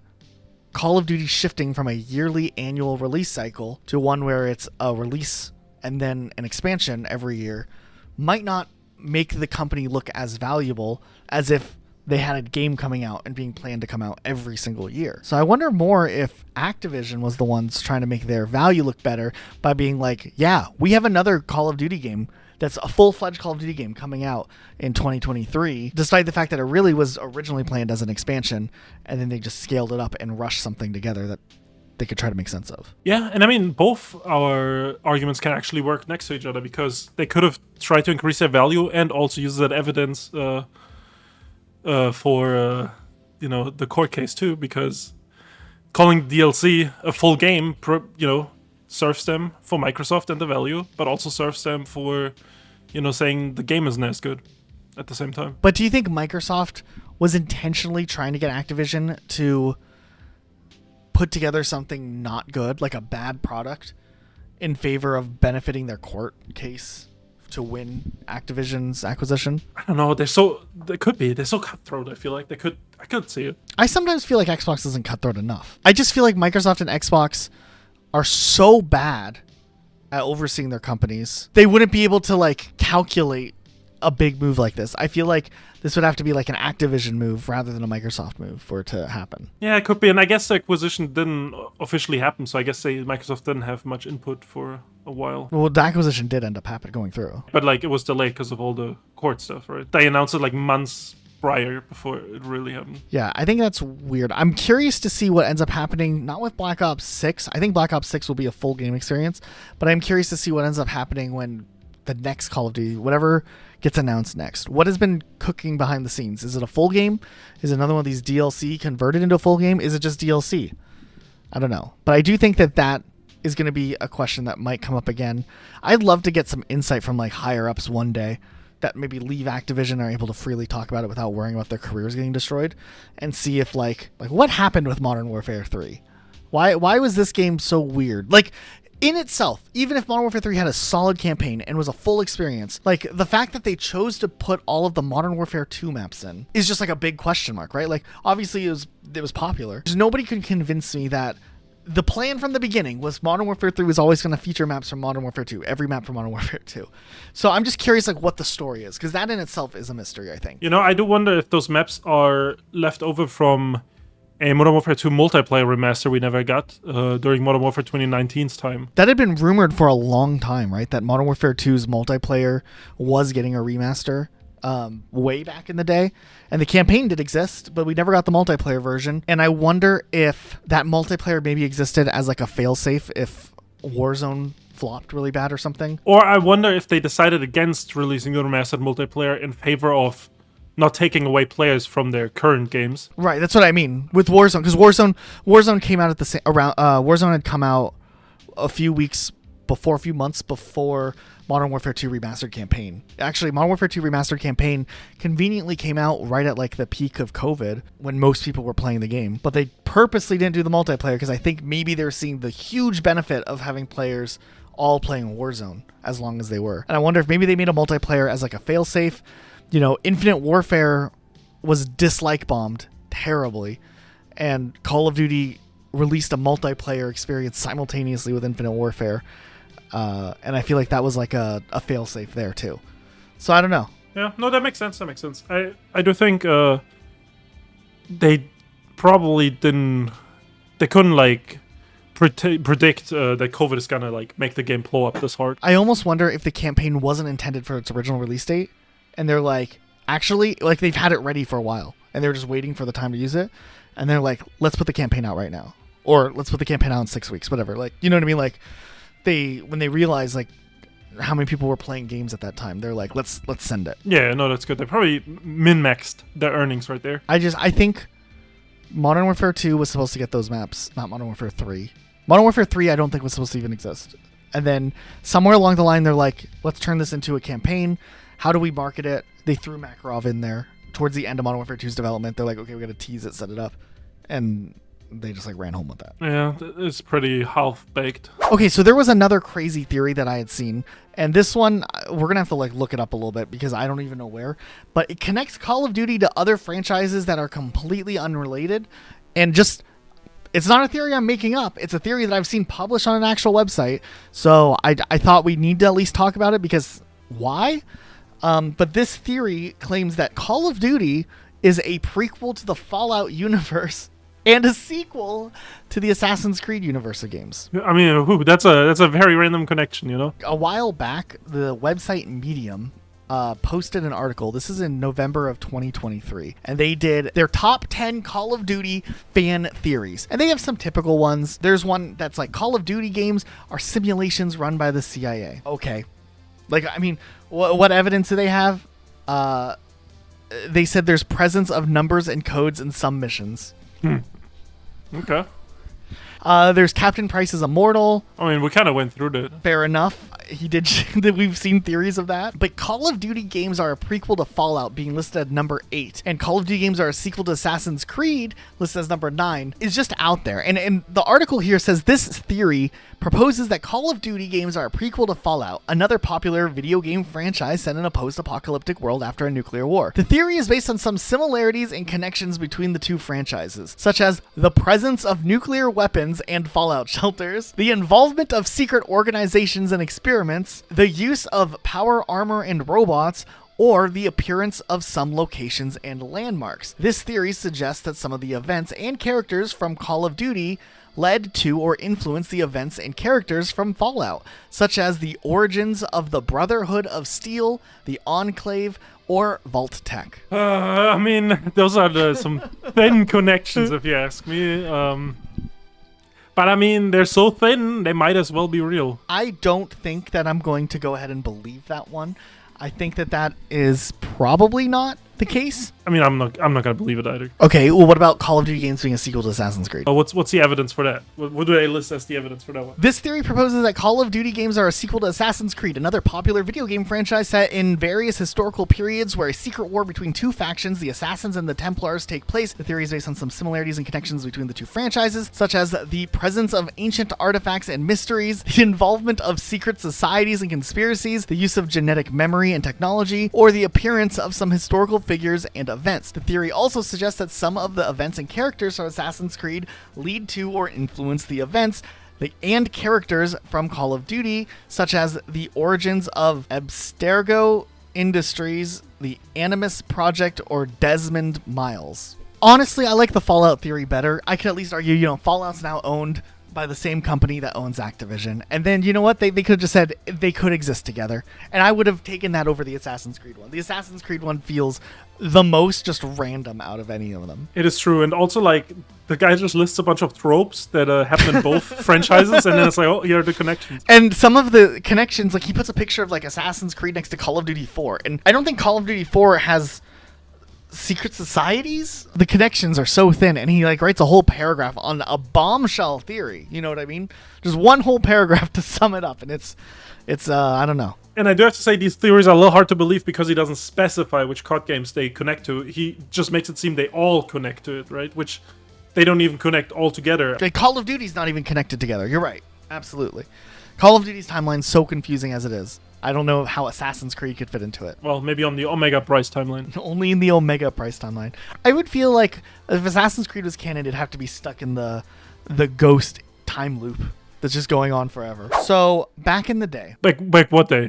Just in the day. Our day? When you were like 14 or 15, maybe 14 to 16 playing Call of Duty. Just have to specify. Are you talking 0BZ or like, Okay, so back in the day. Okay. When I say back in the day, I always mean like when you were a teenager. Okay. It's the only back in the day that there is. Did you ever hear of any like fan theories from your friends or anything specific that like you believed or made you at least think about it? Because I have one that I want to share, but I want to check with you first if you have anything interesting. Well, I mean, I've told you about this, and I think me and my friends thought that it was very heavily implied that Mason is the one that kills JFK. You just thought we were talking about this because I was recording the part on the JFK part for this video, but you thought just straight up, not that it was implied, that it was just fact. I thought the implication was that he goes on later to do it. Like it wasn't even questioned. Like it just. I mean, it just doesn't. In the Black Ops timeline, Mason is the one that kills JFK. Right. And I guess I didn't even think about it that much because I thought the CIA organized this. I did find it interesting when we were talking about this the other day when we're bringing this up because like I was like, yeah, there's this theory that Mason was the one that killed JFK. And you're like, yeah, he did. And I was like, what? like that's not just like a known fact. It's a mystery. But yeah, the one that I remember is from Call of Duty World at War, and it was on the Deriza map. Did I say that correctly in German? Yeah. Deriza? Okay. People always say I mispronounce it, but I'd go off of your pronunciation because I feel like you would know more than me. Wait. Before we do the Deriza one, in Nacht der Toten, did I say that right? Nacht.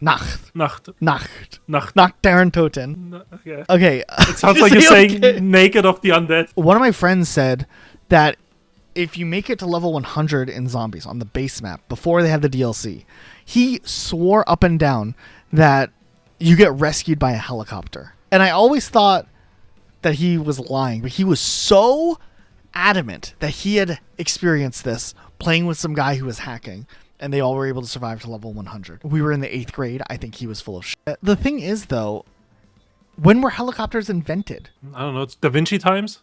Like Leonardo da Vinci? Didn't he invent them? What?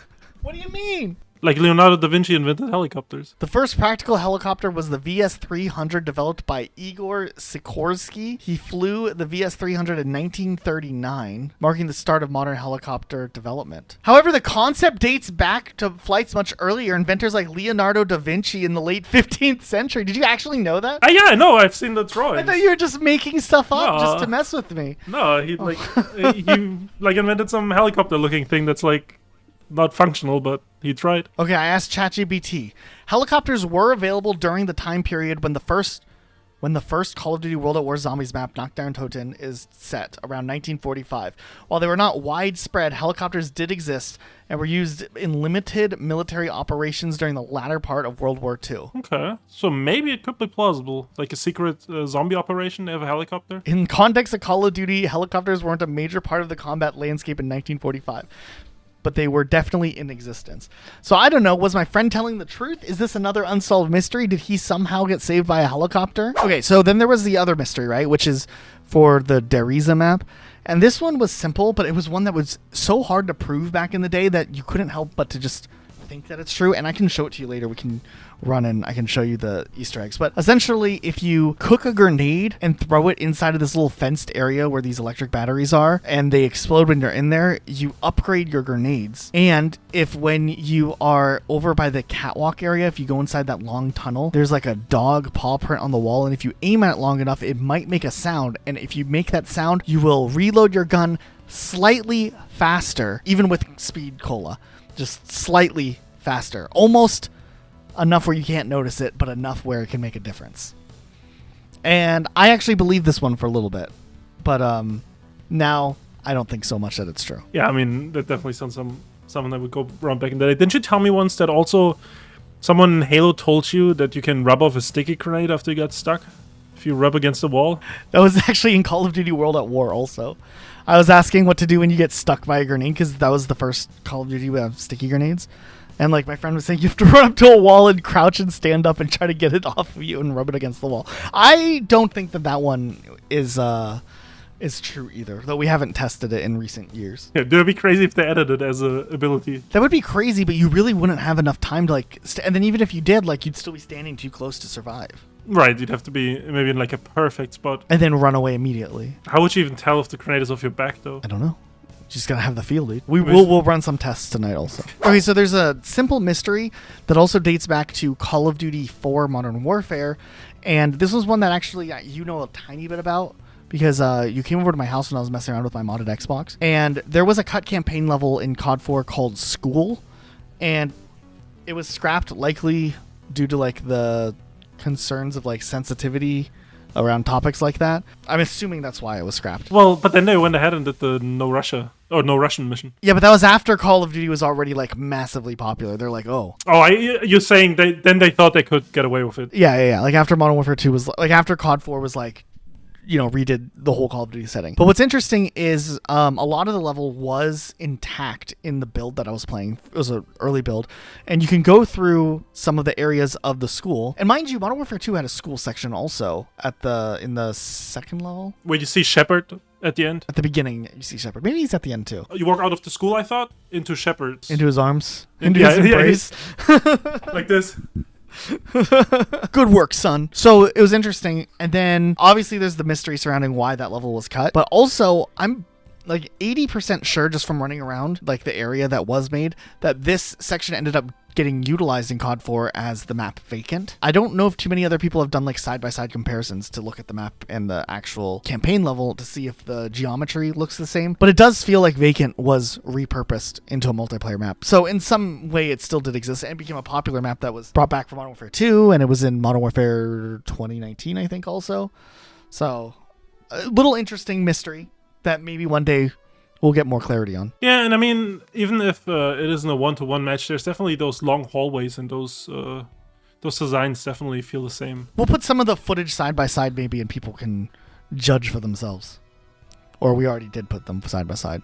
People were able to judge for themselves. So how do you feel after you judged it? How do you feel? Now, it is really interesting how after all of this time, we are finding these builds to Call of Duty games that sometimes we didn't even know about, like we had with the NX1 Future Warfare type situation. But at the same time, they're Call of Duties that we have known have had some development on it over the years that we know nothing about whatsoever. And of course, we've talked about these games a bit in our long cut content videos, so we won't rehash the same things over again. But we do wonder, what about these canceled canceled Call of Duty games that we haven't seen builds to? What is the content in there? If the game was in development and they were working on vertical slices and sections of the game, how much of it was playable, and is this something we would ever actually see? Call of Duty Vietnam is an interesting one that comes to mind because this was canceled, way back before Modern Warfare 3 was even in development, and what's really interesting is that we just have a couple of pieces of concept art about this game, and the concept art looks incredible. I mean, this really could have been an interesting Call of Duty experience, but also at the same time, the studio allegedly was working on some interesting ideas for this game. It could have been the first ever mainline Call of Duty third-person game, and while the Vietnam setting would be a little bit of a rehash with this game set to release after Black Ops at some point, it still could have been some sort of different take on Call of Duty. Also, at the same time, it seemed like the game had 15 minutes of the total game playable, which does mean that that's a decent amount of content to get to see. And it was around this time when Sledgehammer was brought in to help Infinity Ward in the development of Modern Warfare 3 after the big exodus of, half of Infinity Ward's team. So it is interesting. The game later was announced as officially canceled, or at least indefinitely put on hold, but it was still around that time confirmed to have had some sort of action adventure elements that would have kind of separated it from the typical, FPS shooter we're used to. Still, I guess we'll never find out what the game would have been like back in the day, and yeah, it's sad. Glenn Schofield, who was in charge of Sledgehammer at the time, did say that this game was going to have some Dead Space moments, so having some sort of realistic shooter with Dead Space moments could have been really cool. A Dead Space-like Call of Duty game. Obviously, there's other games that I suspect that there are builds for out there that maybe one day will become made playable. Call of Duty Advanced Warfare 2, we never saw that, and I guess we could still see a new Advanced Warfare at one point in the future. However, it sounds like during the post-Advanced Warfare era that there was some sort of development on a sequel or a prototype for a sequel. Maybe it wasn't, fully greenlit, but I do suspect that somewhere along the lines there was some prototyping done, and then the higher-ups had to make the decision on if they wanted to do another Advanced Warfare game or if they wanted to go on and do a World War II themed game, which was something that internally Sledgehammer was talking about very early on after Advanced Warfare's release. Obviously, there's a lot of Call of Duty games we'll never see. Call of Duty Devil's Brigade, which was developed by Underground Development, did have some of the game playable, as we've gotten to straight up see footage from what this game was. However, there hasn't been a build of the game that is leaked online where people can actually just jump on and access the game and get to play a little bit of it and get to really explore and dig into how far along the development of this game actually got. I don't know, was this game canceled because it was supposed to be from the perspective of some Canadian soldiers? Probably. But combined forces, tactics, Roman wars, and Project Z, which was like a zombies type Call of Duty standalone experience that was pitched, probably won't ever have playable builds leak out there, because I don't think the teams that worked on these games were large enough to have multiple builds circulating out there. It's probably the studios that worked on these Call of Duty games for at least long enough time and had a team big enough where there was multiple dev kits and builds of the game out there for many people to work on, that these eventually leak online. And that's why I'm surprised we haven't seen Vietnam or Devil's Brigade make their way out there, but we have seen things like Future Warfare or this Ghosts prototype that we just talked about. Now, it is interesting looking at the list of canceled Call of Duty games that have existed, especially the ones that were in development for at least a little while, like what we have with the whole NX1 Future Warfare game, right? That game in particularly is interesting because it seems like the only reason that it ended up getting canceled altogether was just because of the fact that timelines didn't line up for this game to release. I guess Activision really needed to bolster up Infinity Ward for Call of Duty Ghosts, and to do that, with half of the team being gone after Modern Warfare 3, they just took people directly from Neversoft and put them over there. And that's why a lot of those ideas that were put up in NX1 ended up showing up eventually in Call of Duty Infinite Warfare, but at the same time, it is kind of sad that a Call of Duty game was worked on for a year and ended up getting scrapped just pretty much because of like timeline issues and issues unrelated to them completely. This was a similar issue actually back in the day with Call of Duty Devil's Brigade, where we've heard directly in interviews that the project was moving along just fine, but ultimately it came down to Activision's decision to try to release a Modern Warfare game on alternating years from the Treyarch games that were going on, and there just wasn't room for this Call of Duty game that was already kind of greenlit to be prototyped and worked on for a while to make its own release. Similarly, we saw the same thing happen with Sledgehammer Games before they were put in charge of Call of Duty games. They were working on their own project, and that game was canceled because Activision desperately needed help with Modern Warfare 3 after half of Infinity Ward ended up leaving. There's so many things in the past that have been canceled just because timelines don't work out, and it's actually wild with how much staffing had gone into projects, how much time and money had put into it. But I guess the sunken loss fallacy is true here, right? Similar to what happened with World at War's Map Pack 4. They were just scared of that map pack releasing too closely to the release date of Modern Warfare 3. I can't help but to wonder and feel like there are so many other things that were just canceled, whether it was DLC or maps and whatnot, just for the sake of it not lining up properly with the timeline. There was even rumors that there was plans for another Zombies Chronicles DLC to release, like a second one that covered the rest of the maps that weren't in the first one, and that never ended up releasing. Could this just be another timeline issue? I don't know. Nonetheless, really interesting. If you want to know more, though, about some of the Call of Duty cut content, we did a huge 3-hour video just on cut content. So what better time than now to go check out that video, because we're actually at the end of this video. But before you go, make sure you are subscribed to Rocket's Lost so you get these videos recommended to you in your YouTube feed. Even if you're on TV, I know it's a pain, but if you pick up the controller and just click the buttons, it does help us a lot, and it helps get our videos out there, and then we can keep making these really long videos.